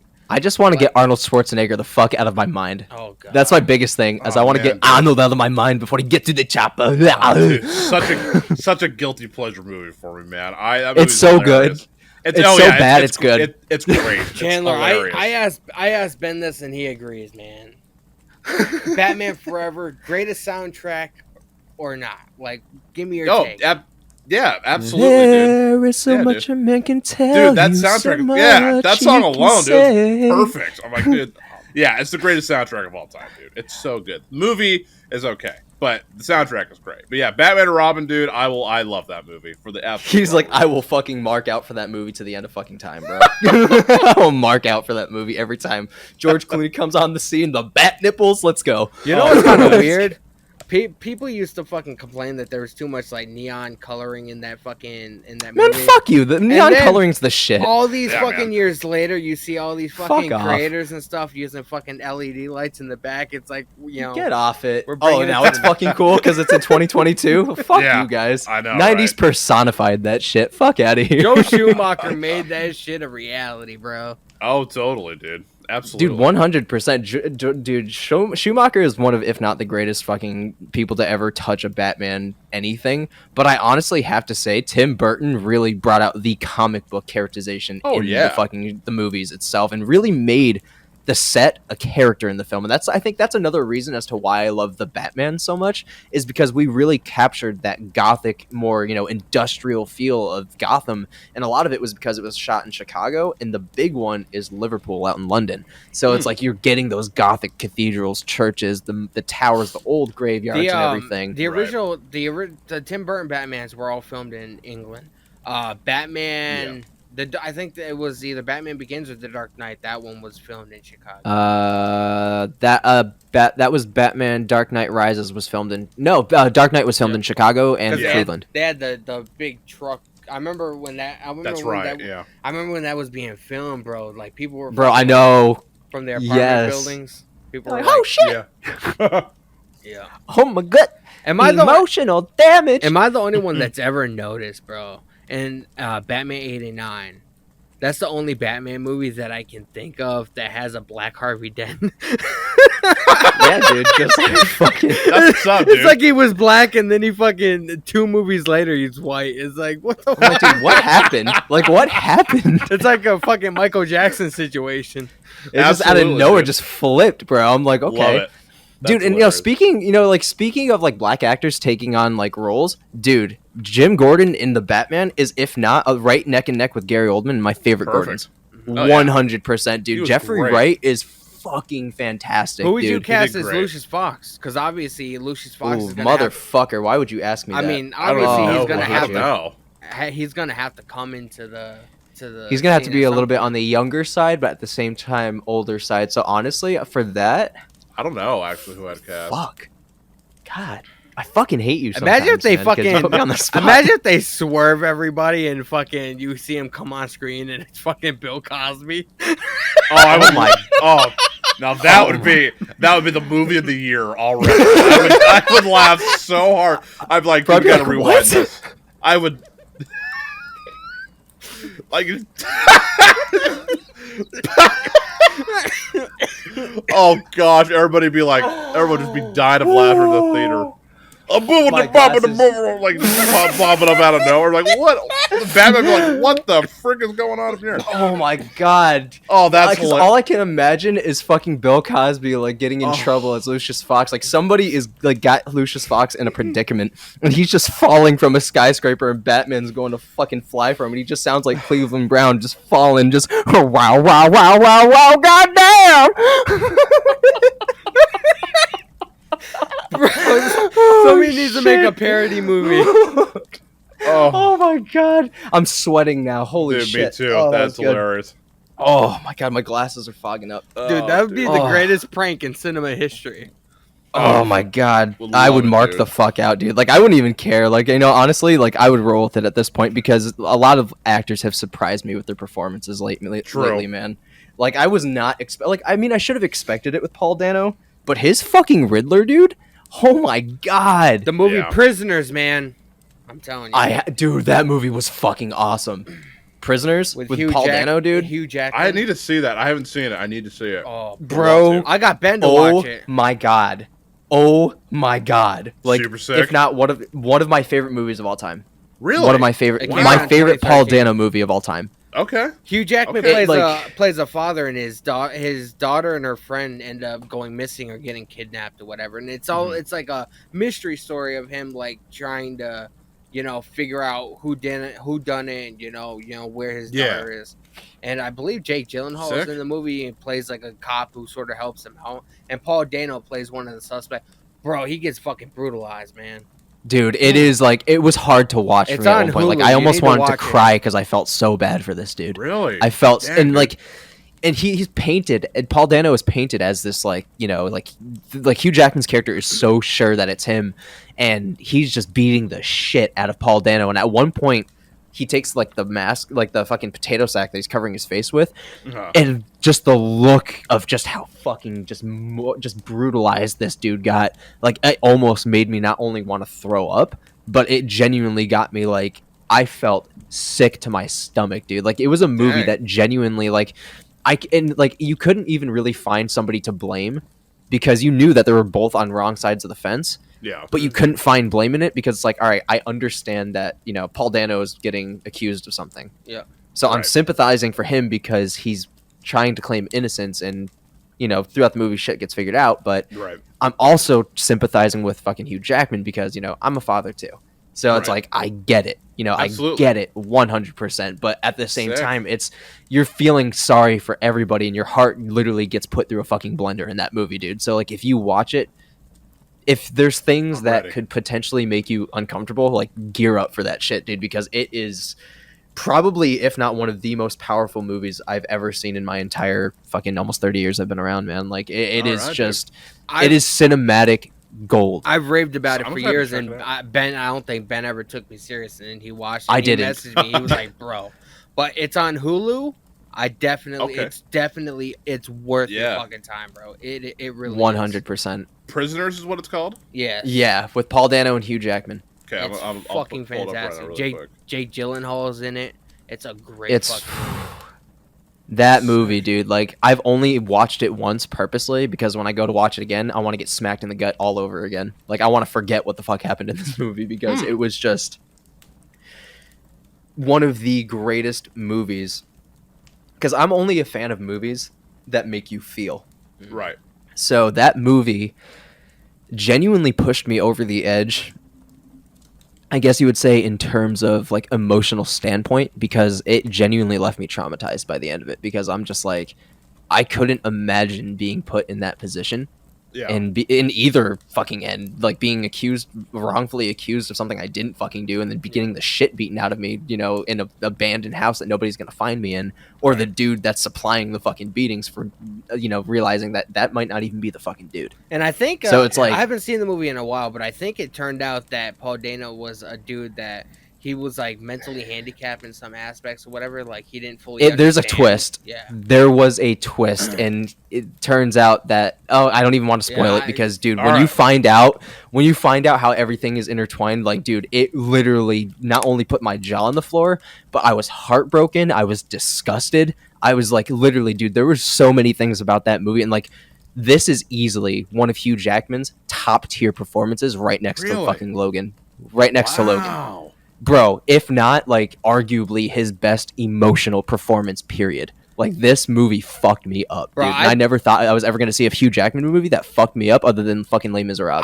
That movie made me cry. I would totally be down, like, if you watch it within the next couple weeks, like, have us all come back on here and fucking just do, like, a spoiler. Have a shoot the shit. I'm down, dude. Yeah. Dude. I'll pull it up, dude, and I'll it's save so it, good. Yeah. It is so fucking good. But to answer the question that you guys got to answer, my favorite animated Batman movie definitely has to be, and honestly, you know, like, my favorite movie for the longest time was Under the Red Hood. Yeah. Oh yeah, dude. That was too, yeah. because I'm a huge fan of renditions of The Death of Robin. Like, I'm a huge fan of that rendition because so many people can do such a great job on it, and they can approach it in so many different ways. However, a new movie has taken that place. Actually, it's a dual two movies that have taken that place. Both of those being The Long Halloween Part 1 and 2. Oh, okay. Yeah. I am a huge Jensen Ackles fan, and Yeah. he played fucking the Red Hood and Under the Red Hood. And this time he got to play fucking Batman. And that's absolutely awesome. And he also just got done playing him again for a Justice League Dark movie that's going to be coming out very soon. Oh, sick. I didn't know that. Yes. Cool. Those movies were great, and I think in a lot of ways is because not only did it have a very, like, a mix between Archer and, like, an anime kind of vibe, but it was super fucking dark, and the cast, dude, was fucking stacked. Like, for example, one of my favorite things about that movie that really drew me into it is how serious they took Harvey Dent, and they made him not look like a fucking pussy in this movie. Yeah, like, they made him look not just like a fucking idiot that's just like, oh, I don't know what I'm doing. Fuck you, Harvey. I don't know what I'm doing. No, fuck you too. Like, it's not like just back and forth, just bipolarism. This dude was literally fucking unhinged, like, absolutely fucking unhinged. And, you know, having Josh Duhamel play fucking Harvey Dent and Two-Face rather. They made him a threatening force because in this movie, I'm not sure if you have gotten the chance to see it on HBO Max yet, but in this movie, you know, he's playing, you know, he's running for mayor, and he's going through, like, a lot of pressure and shit. And throughout, you know, the movie, certain things happen where they're, like, kind of teasing he's going to become Two-Face because he has, like, a lot of close calls with, like, shit hitting him in the face, and he starts to kind of slip through the cracks. And in this, like, primarily this first movie, they're hunting down the Holiday Killer, which turns out to eventually be Harvey Dent. And that's, like, his second persona before he becomes Two-Face and shit. And, you know, he has his, like, face wrapped up. He wears, like, a fedora, trench coat, and he's killing all of these, like, horrible people on these certain holidays. And it starts on Halloween night, just like the Batman did.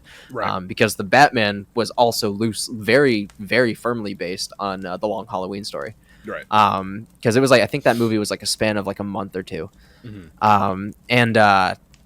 yeah, basically, like Harvey was starting to slip through the cracks and everything, and basically became like this main antagonist above Salvatore Morone. Falcone. Yeah. And against that cast, you had Jack Quaid, who plays Huey in The Boys. Dennis Quaid's son. You had fucking Jensen Ackles. You had Josh Duhamel. You had Billy Boyd, who actually, ironically enough, was in the Twilight series. He played fucking Bella's dad. He played Jim Gordon. And that was actually one of my favorite Gordons too, Nice. and it was just such a stacked movie. Troy Baker played the fucking Joker again, which was fucking awesome. Right.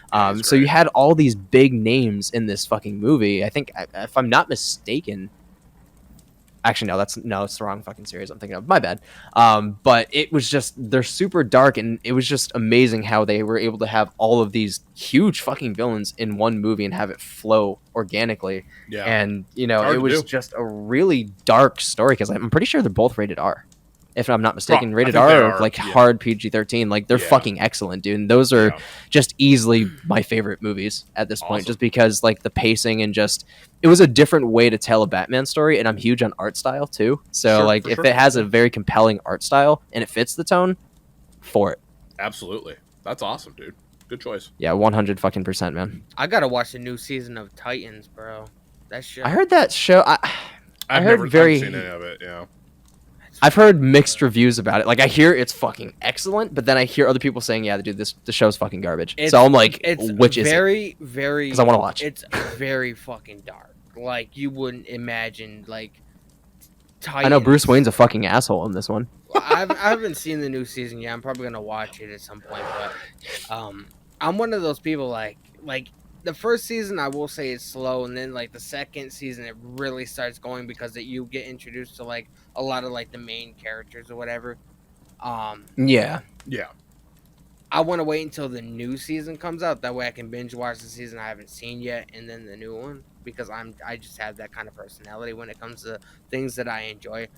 I will say it's different. It's different, but the same when it comes to like the cartoon series that used to be on Cartoon Network. Very fucking dark and brutal though. It's like I want to sort of explain where I'm coming from, but I don't want to give anything away in case you guys do watch it. I will say, give it a shot. The first season is sort of like slow, but it's really like giving you time to like. So is it kind of like Gotham? Dark. In that sense, like it's slow at first, but then it kind of eventually picks up and becomes like absolutely badass, from what I hear. Yes, it's just a lot darker. Yeah, I heard it's like really hard to like really cling on to, especially after the atrocious designs of fucking Starfire that we got, which honestly, it almost felt like a slap to the face as a fan, because obviously, like many others, I grew up with Teen Titans. Grew up with Teen Titans. I literally have the entirety. My girl literally has the entirety of all of the seasons and all the episodes on disc, and I have it on my laptop, and I have it on HBO Max. Like, we are huge Teen Titans fans in this fucking household. Yeah, that's really so cool. like, it felt like a slap in the face. I'm like, dude, I don't, the whole thing doesn't bother me. It's just better wardrobe, man. Like, make it like, I get you're trying to like set it in like I guess a very Metropolis feel, like I guess like you're trying to put it in a class way, but at the same time I'm like, there's a point where it gets a little too off away from source material. I will say now, in the animated show, Starfire, I mean, we can pretty much all agree that she was sort of a dumbass, didn't really sort of like the jokester, the prankster, whatever. The dumbass, damn blunt.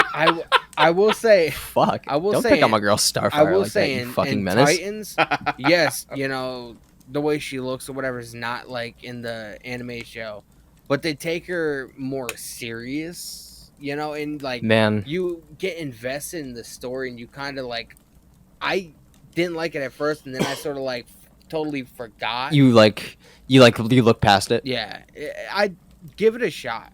Give it a shot. That's all I'm gonna say. See, what's hard about it for me is like, it's not even just the Starfire thing. Like, I'm less mad about the Starfire thing. I'm more mad about what they did to fucking Raven, because Raven is a lot of the reason of my taste in women. So the fact that they just fucking did Raven wrong in that show, I'm just like, no, they didn't. No, dude, she looks identical to the fucking anime show. You could have gotten a more decent fucking wig though, bro. Or at least dyed your fucking hair. Like, I'm sorry, but like, shit like that bothers me because I look at things and it's like I can't shut it off. I can't separate critiquing a show in a filmmaker's perspective as well, and an artist's perspective as well. Don't forget, you probably only saw footage from the first season, bro. That's really when like shit picks up. Like, you know, I'm pretty sure in the anime show she wasn't a fucking orphan. You know what I mean? Like, she wasn't, you know, this. No, of course, because a lot of kid shows aren't going to touch on that, even though there is very questionable with what some kid shows have touched on and some of the innuendos that I have found in Powerpuff Girls recently. It is, dude. That show is just full of sex innuendos, bro. Like, and I'm having my daughter watch this shit, and I'm just like, bro, this is what I've been missing. Damn, damn. Tom Kenny's like, sick. have you ever gone back? Have you ever gone back and like rewatched some of the old shows that we used to watch when we were a kid, and then like, you know, they say jokes or whatever that maybe we didn't get when we were fucking like 12, and then you go back and be like, huh, so this is what the fuck they meant. Yeah. Nuts, bro. Oh, yeah. Yeah, like the whole fucking Dexter's Lab, the dad's trophy on the mom's butt. I'm like, bro, what? Like, that was blatant at that point, dude. I'm just like, that is fucking crazy. Like, they weren't even trying to cover that shit up at that point. I'm like, here, we're going to make it appealing because I know parents are going to have to put this on for their children. So we're going to put something a little for the adults, too, so they enjoy this shit and have a good laugh. So, kind of fucking monumental and very clutch in that aspect, but God, that would not pass today in today's fucking television. My sister won't even let my niece watch fucking SpongeBob because it's too adult oriented. It is very dirty. There are so many things about SpongeBob that are very dirty. Like, the one thing about SpongeBob that still stands out to this day is when SpongeBob's just cooling in his chair and he's watching fucking tentacle porn. And then fucking Gary Walter, he's like, Gary! He's like, hey, Gary, I was just watching the game or something. I'm like, yo, bro, you are dirty for that shit. Yeah, I was like, damn, brother. I'm like, that is nuts, bro. But, if you guys could have one storyline in Batman, like, personified on the big screen, or even just, like, a low-budget, gritty, grounded fucking storyline movie, or even if it was, like, a TV movie that could pass for, like, an R rating or a TV MA audience, what would it be? I kind of want to elaborate. I didn't play the entire game. I didn't play the entire game, but I would have to say, like, off the top of my head, Arkham Knight. The video game. Ooh, that actually was going to be mine. Yeah, fuck you, man, for stealing people's answers. That's all right. That's okay. Arkham Knight would be really cool because there's so much going on in that story and so much going on in that game. Bro, I can't get past it, man. Where you're outside of Arkham City or whatever, and you have like Arkham Knight fucking like flying around you. Like, you have to fucking, like, hit him with, like, the batarangs or something. I can't get past that part, bro. Dude, that game is hard. I honestly would rather prefer to watch it because the biggest downfall in that game for me, the Batmobile was so much. I liked it at first. I was like, it's pretty cool. But it was like every 2 seconds you were in that thing. I was like, I like being Batman. So I actually would love to watch it play out. And plus where the story goes is pretty interesting. I think Arkham Knight would be would be really cool. And Arkham Knight, that like the whole overall design, that's like Batman Beyond. So it's almost like the Batman we know facing the Batman in the future, pretty much. Yeah, exactly. I feel like that's another reason why I stopped playing Days Gone is because you were on the fucking motorcycle constantly. And I just stopped playing it because I'm like, dude, I want to just get into the story and not just have to ride this fucking motorcycle and then be timed for it and then keep wiping out because nobody knows how to control the fucking thing. So I'm just like, you know what, dude? Because I'm a huge Sam Witwer fan. So the fact that I couldn't play that game pissed me the fuck off so bad because I'm like, dude, this dude was literally Darth Maul and this is sickening that I can't play this. Yeah. It's a long game. I beat it. It is long. It's very repetitive, but I powered through. It's okay. It's all right. It's not like phenomenal, but I liked it okay. I think the movie that I really want from a Batman, like even just like just an extensive, like maybe an hour and 15 to an hour and 20 long, just special, like a live action or just like a super detailed animated version of the Batman Who Laughs. Ooh. I would love a Batman Who Laughs storyline, like personified. Like I would love to see how this dude just goes from the ground up and just says, you know, fuck it, I'm gonna be Batman and just destroy and just fucking kill shit. Like I'm so interested in those darker stories, just like I'm stoked for the Marvel Zombies movie that we're getting. Like I'm stoked for that shit, dude, because I've been reading it for fucking years, man, and you know, it's created by the dude that's from one of my favorite artistic anything of all time, The Walking Dead, Robert Kirkman. So it's like, you know, like I'm huge into those storylines and like I'm always curious as to what they can do from source material on screen, whether it's, the silver screen, like fucking, TV, or if it's the big screen, for movies. Like, I'm just so interested in different variations of, beloved characters or villains, what have you. And I just think there's so much creativity that can be met. And, there's so many ways that we can fucking go. And it's just so exciting. That's Bro, cool, man. You want to know what I feel like is a huge missed opportunity? I love missed opportunities. Let's go. Making a live action Batman show. They've done Arrow, they've done Flash, they've done Superman, they've done Supergirl, they've done Gotham, they've done Titans. Bro, like that show would be a fucking hit, bro. And I would put it on like a show to where you can like, I wouldn't necessarily aim it towards kids, obviously, you know what I mean? Because I would want it to be adult oriented. But I feel like that's a huge missed opportunity, bro. Because they've hinted at it. They've done a lot of similar things. It's just like, bro, I would love to see that, man. That'd be cool. Oh, absolutely, man. Yeah. Yeah, like, what was I gonna say? I'm a little on the fence about doing a Batman show. Because Batman is such a huge individual. I feel like it's hard to just straight up say, hey, let's do a live action Batman show. I mean, I get that it's very easy to manage with Superman. It's super easy to manage with Superman, especially with Superman and Lois that's out. I heard that's fucking like movie quality wise and like super dense, and like apparently it's just fucking phenomenal from what my brother tells me. I haven't seen it yet. But in terms of Batman, I don't know if it could be pulled off successfully. I don't know, just because they've done Titans. I'm just they've done Gotham. They've done, they've hinted. They have, before. but there's been so many in the last season, bad reviews. In the last season of Gotham, bro, they had fucking Bruce Wayne like dress up as Batman. Listen, in, man. scenes, As glad as I am that happened, and I'm happy for him. But I'm gonna keep it a $150 with you because you're my homie. It was horrible. That suit looked fucking atrocious. I understand. Homeboy looked fucking awful in that shit. I'm like, it literally looks like a teenage boy out here trying to kill himself being Batman. I understand that, but like, don't somebody take his hall pass away.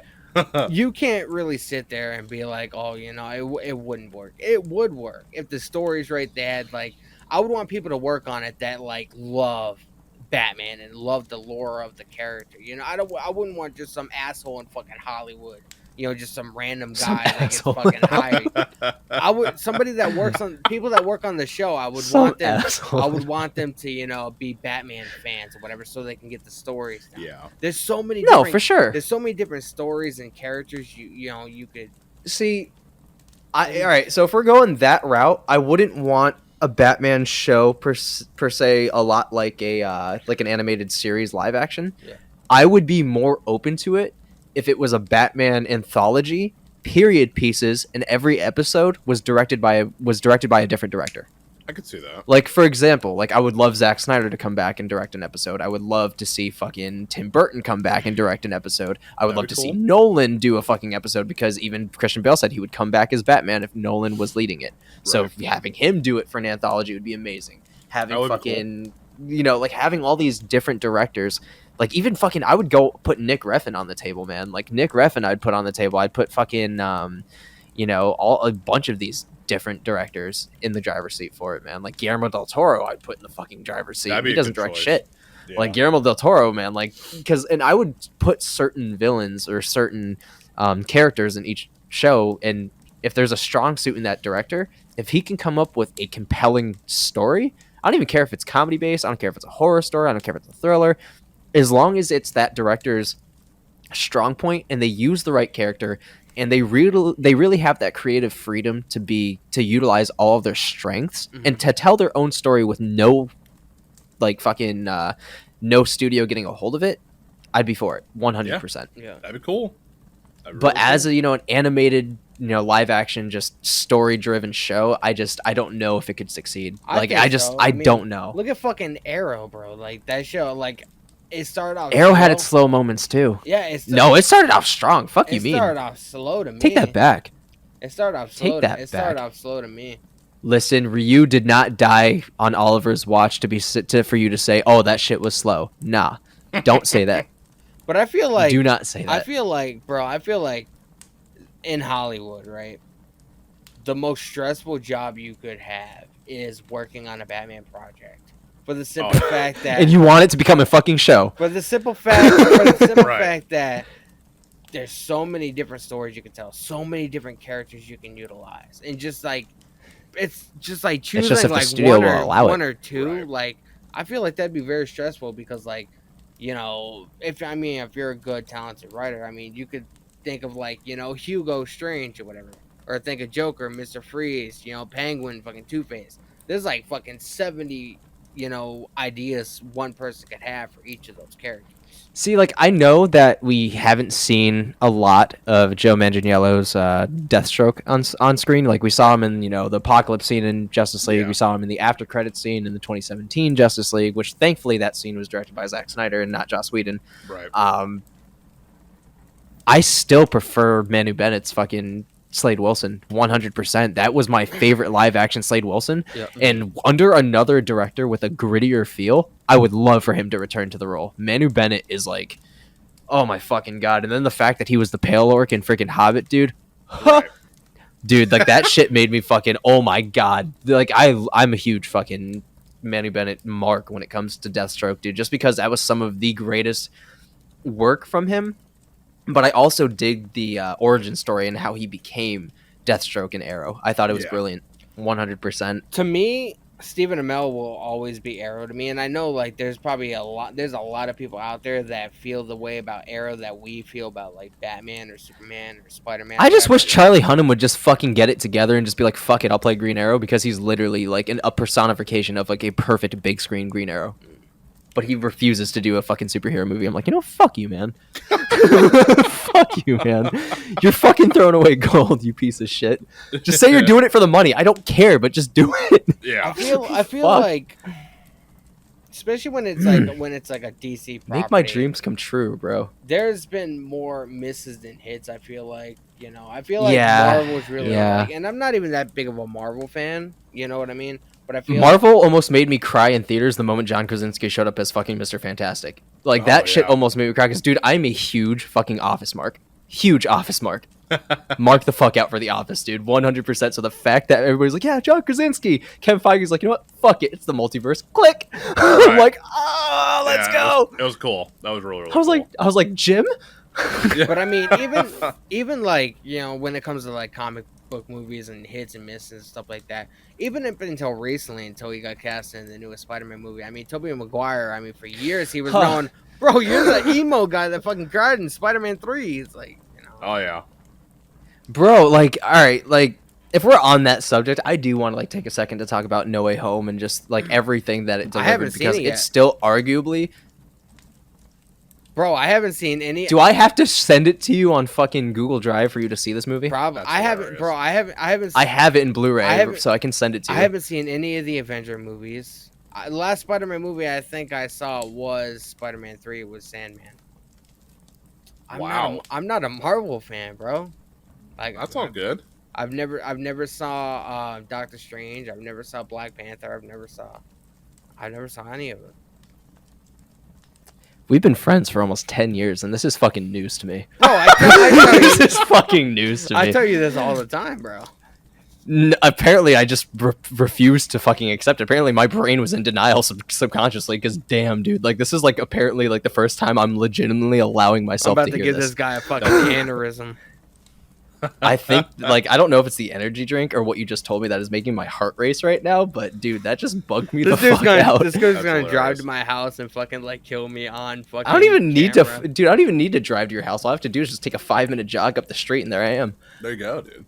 Pretty much, man. But nah, fucking yeah, there's like just I've noticed that even as a fan of anything nowadays, it's starting to realize that it is just amazing time. It's an amazing time to just be alive as a fan, Right. because there's so many things not only making their resurgence, but there's so many nostalgic roles returning to the screen. Like fucking Michael Keaton's back, Ben Affleck is back again.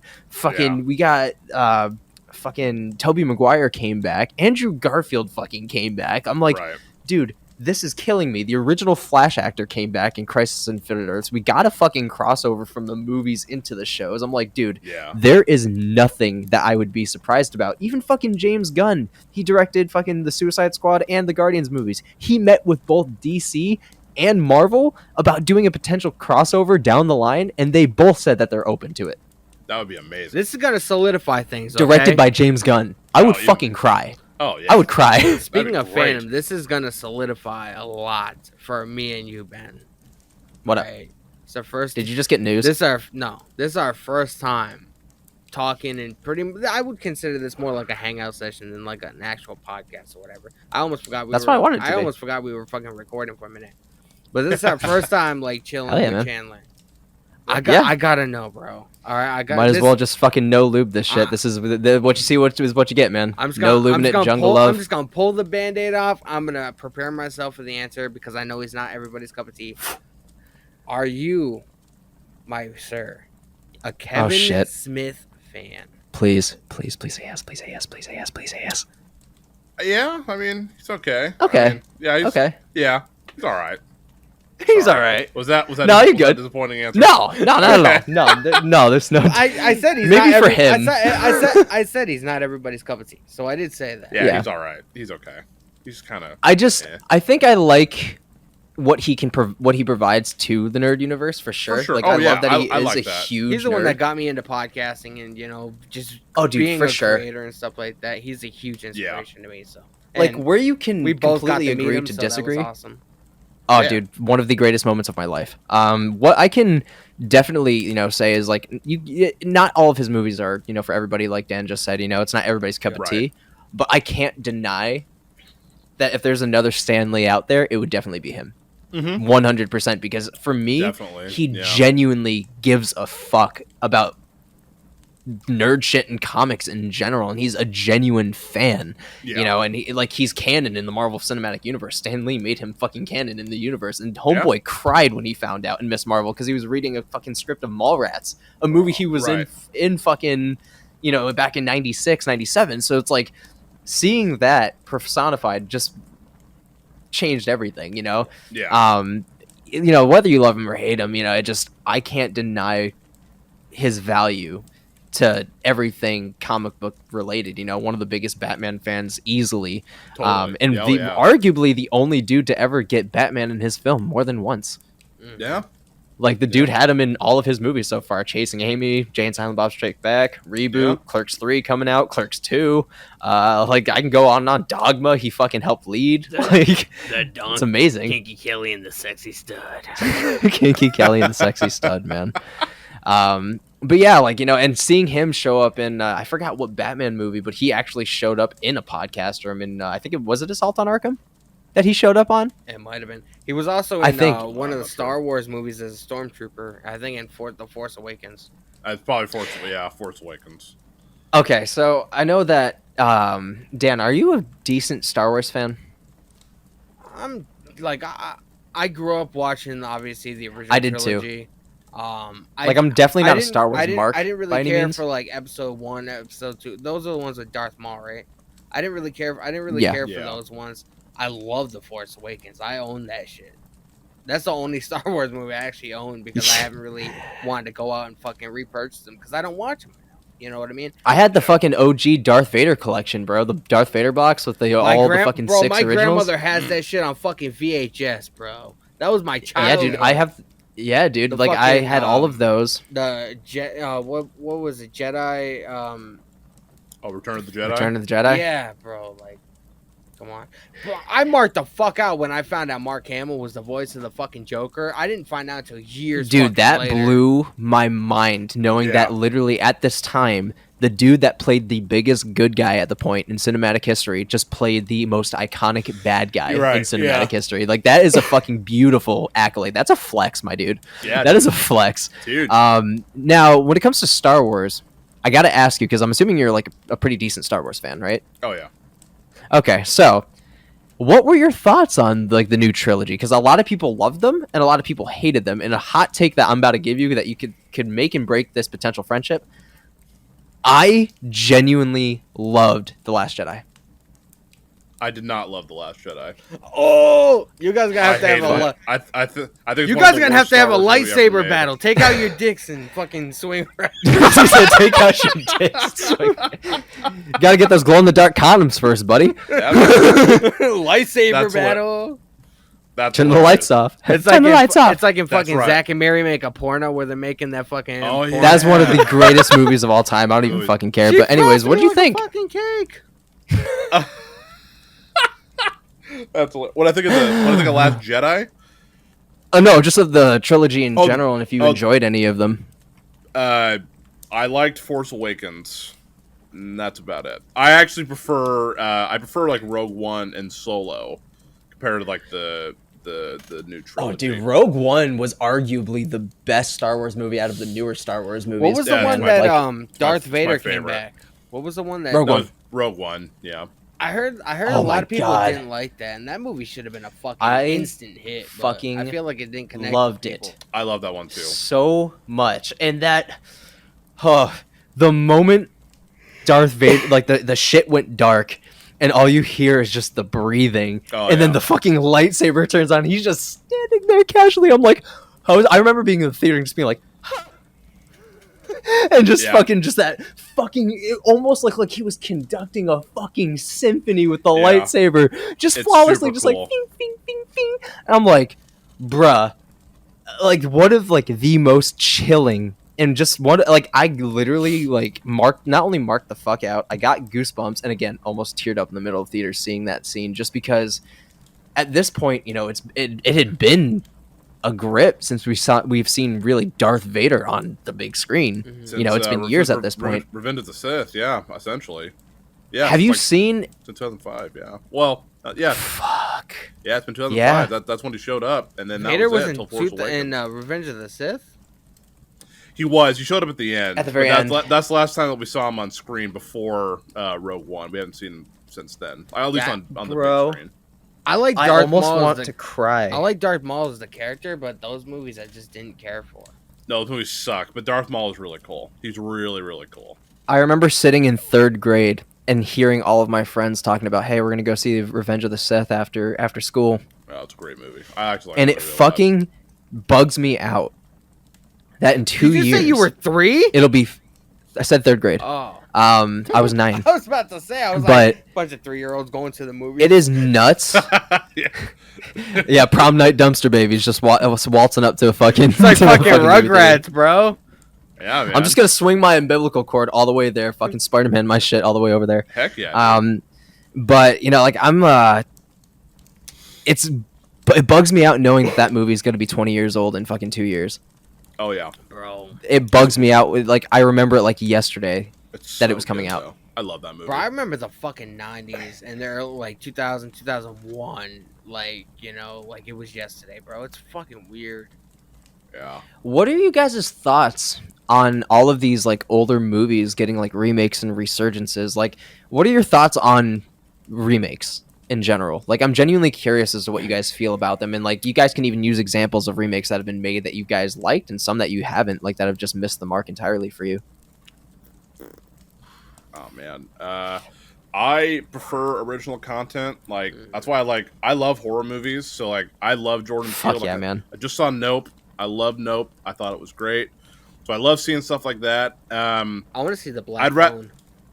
I haven't seen that It yet, was- but I Bro, do it's, like it's it. on I heard- Peacock, I heard. Somebody posted today on Facebook Oh, saying that it I was have on Peacock, so I'll have Bro. to watch it. Yeah, I heard. I'm saying this now. We gotta turn Mark our my cocks fucking on. words. Mark my fucking words. Already on, bro. Mark my fucking words. The cock's always on, dog. Anyways, That's right. mark my fucking words. The greatest, most well thought out, depthful, and compelling horror movie made in at least the last 20 years. Wow. And the most original. And Okay. without a doubt, one of Ethan Hawke's best performances. And both kids that lead that movie deserve a fucking Oscar now, and they have the brightest futures in Hollywood.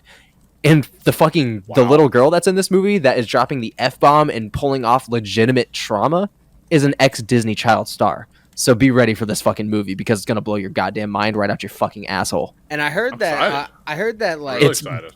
compelling, dude. I heard that and it's Yeah. genuinely scary at points. I heard that Yeah. it's the one movie right that's come out over the last several years that had that sort of like 70s feel to it, and that It does. Like, you could legitimately like be like, oh, It feels like a summer of '69 movie. This is what that Okay. time period was like. You know what I mean? Yeah. It was definitely a very grounded, gritty, dark, eerie, like an eerie vibe movie because it was the 70s is definitely known for a time where child abduction and missing children were at an all-time high, especially yeah. after the Adam Walsh case. Mhm. Code Adam was everywhere, and at that time it was the high time for children going missing because technology was so prehistoric still, basically. So it was very hard to solve a lot of these cases, and there was a lot of huge like imagery and a lot of deep fucking messages going on in that movie, and just all of it in fruition was just the pacing was there, the story was solid, the acting was just everybody was pulling their fucking weight, and just the way that like the cinematic choices alone that they used to shoot a couple of these scenes were fucking fantastic, absolutely phenomenal. Some of the best filmmaking I have seen again in the last 20 years. Like Wow. and I definitely consider myself, and I don't like tooting horns, but I'm absolutely a fucking movie film connoisseur. Yeah. Like, I will watch fucking anything once. It doesn't matter if it's a fucking, like a Danish film, a Chinese film. It doesn't matter what it is. If it has a solid story, I'm down. Like, I'm definitely going to give my time to it. And this movie, I can definitely say is an 1,000 out of 10.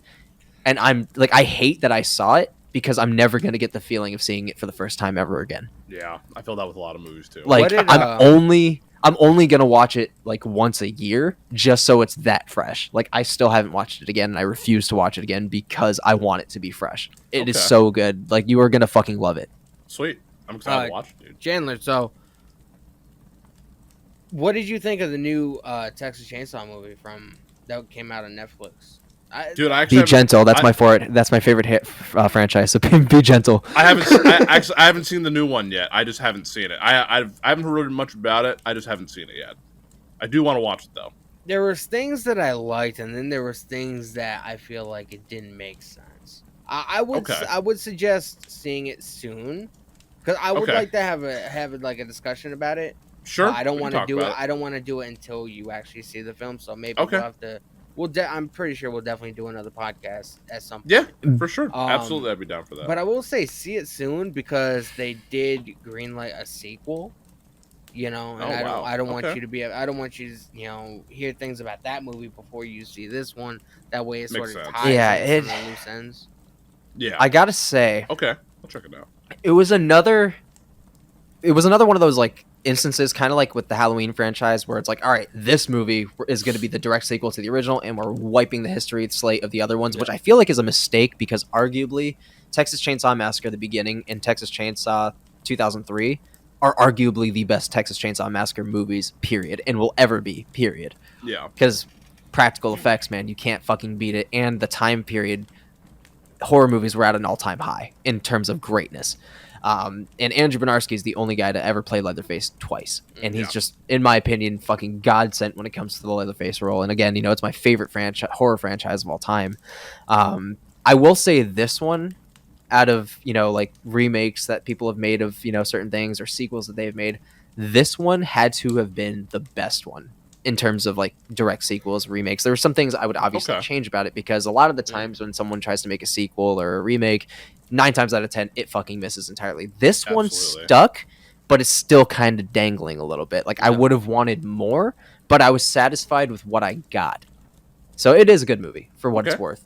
Yeah, there were just like I said, I don't want to go in depth, but there were some things that I definitely would have changed.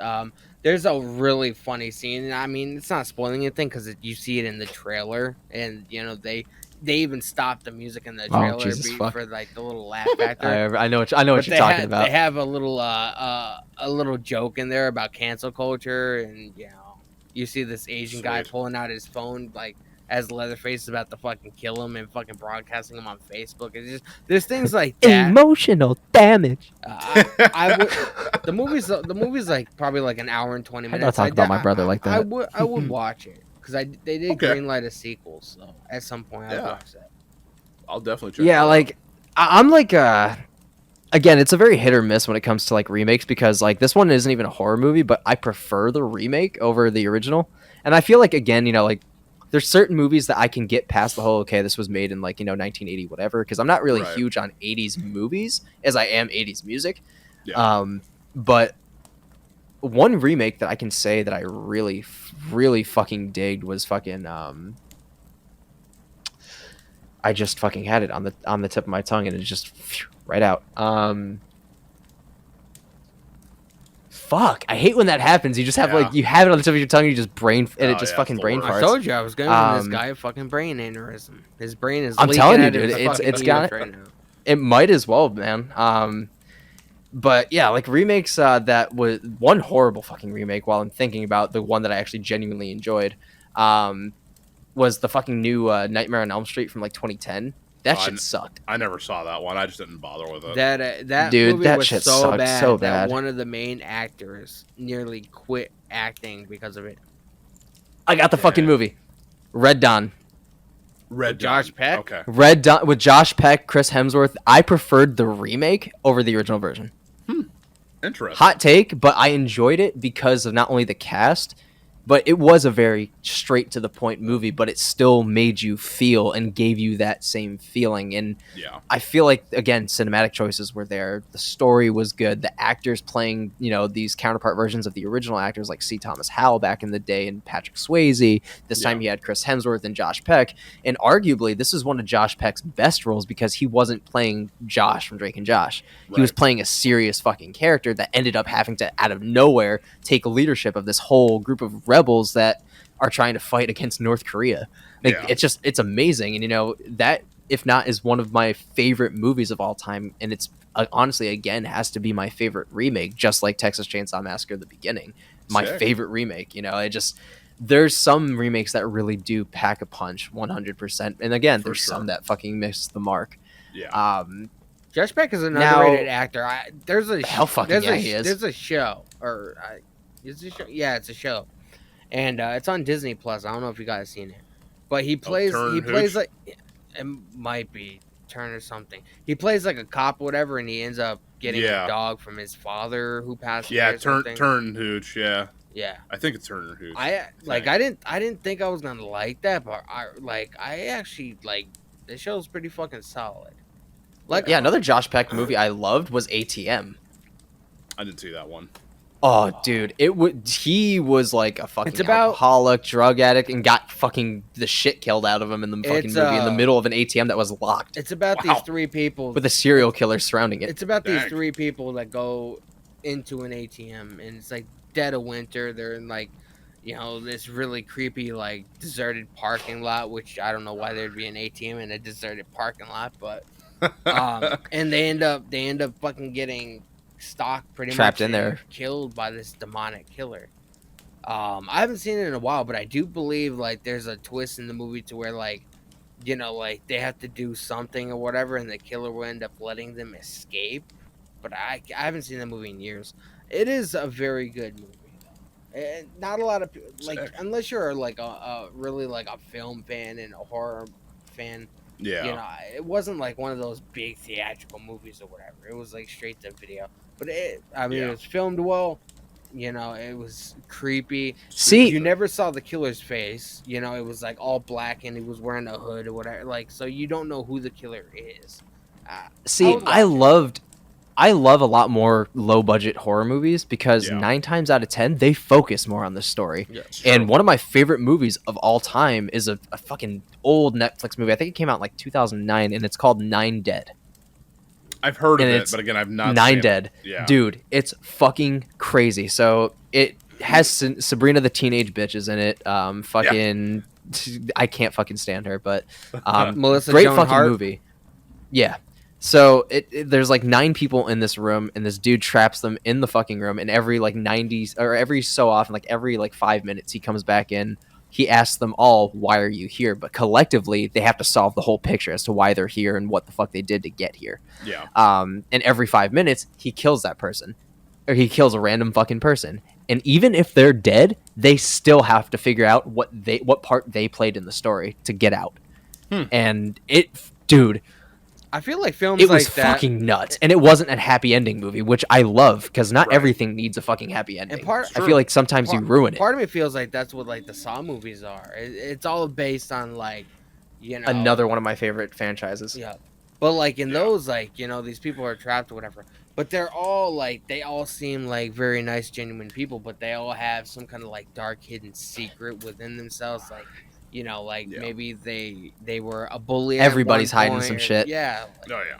You know, a different side of their For sure. personalities, and I feel like that's pretty much describing what Ben was just talking about with that movie. Yeah. Absolutely. All right, so I'll take it out on the intro. Thank you guys so much for enjoying another episode of The Evening Rager. Thank you guys, Chandler and Danny, for joining this podcast. Thank Nice you. little shoot the shit. Yeah. It's awesome when content creators and reactors and just music lovers and nerd lovers of all kind come together and celebrate in the most ridiculous ways.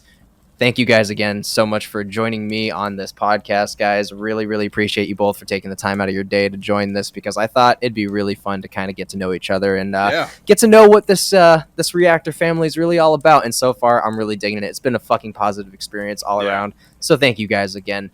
Be sure to follow both of these guys on all of their social medias, which will be down below in the description. Make sure to follow Danny Huckins on all of his social medias. Chandler Burton Entertainment as well on all of his social medias. Absolute excellent fucking dude. Makes all the reactions, all the content, all the fucking screaming. It's great.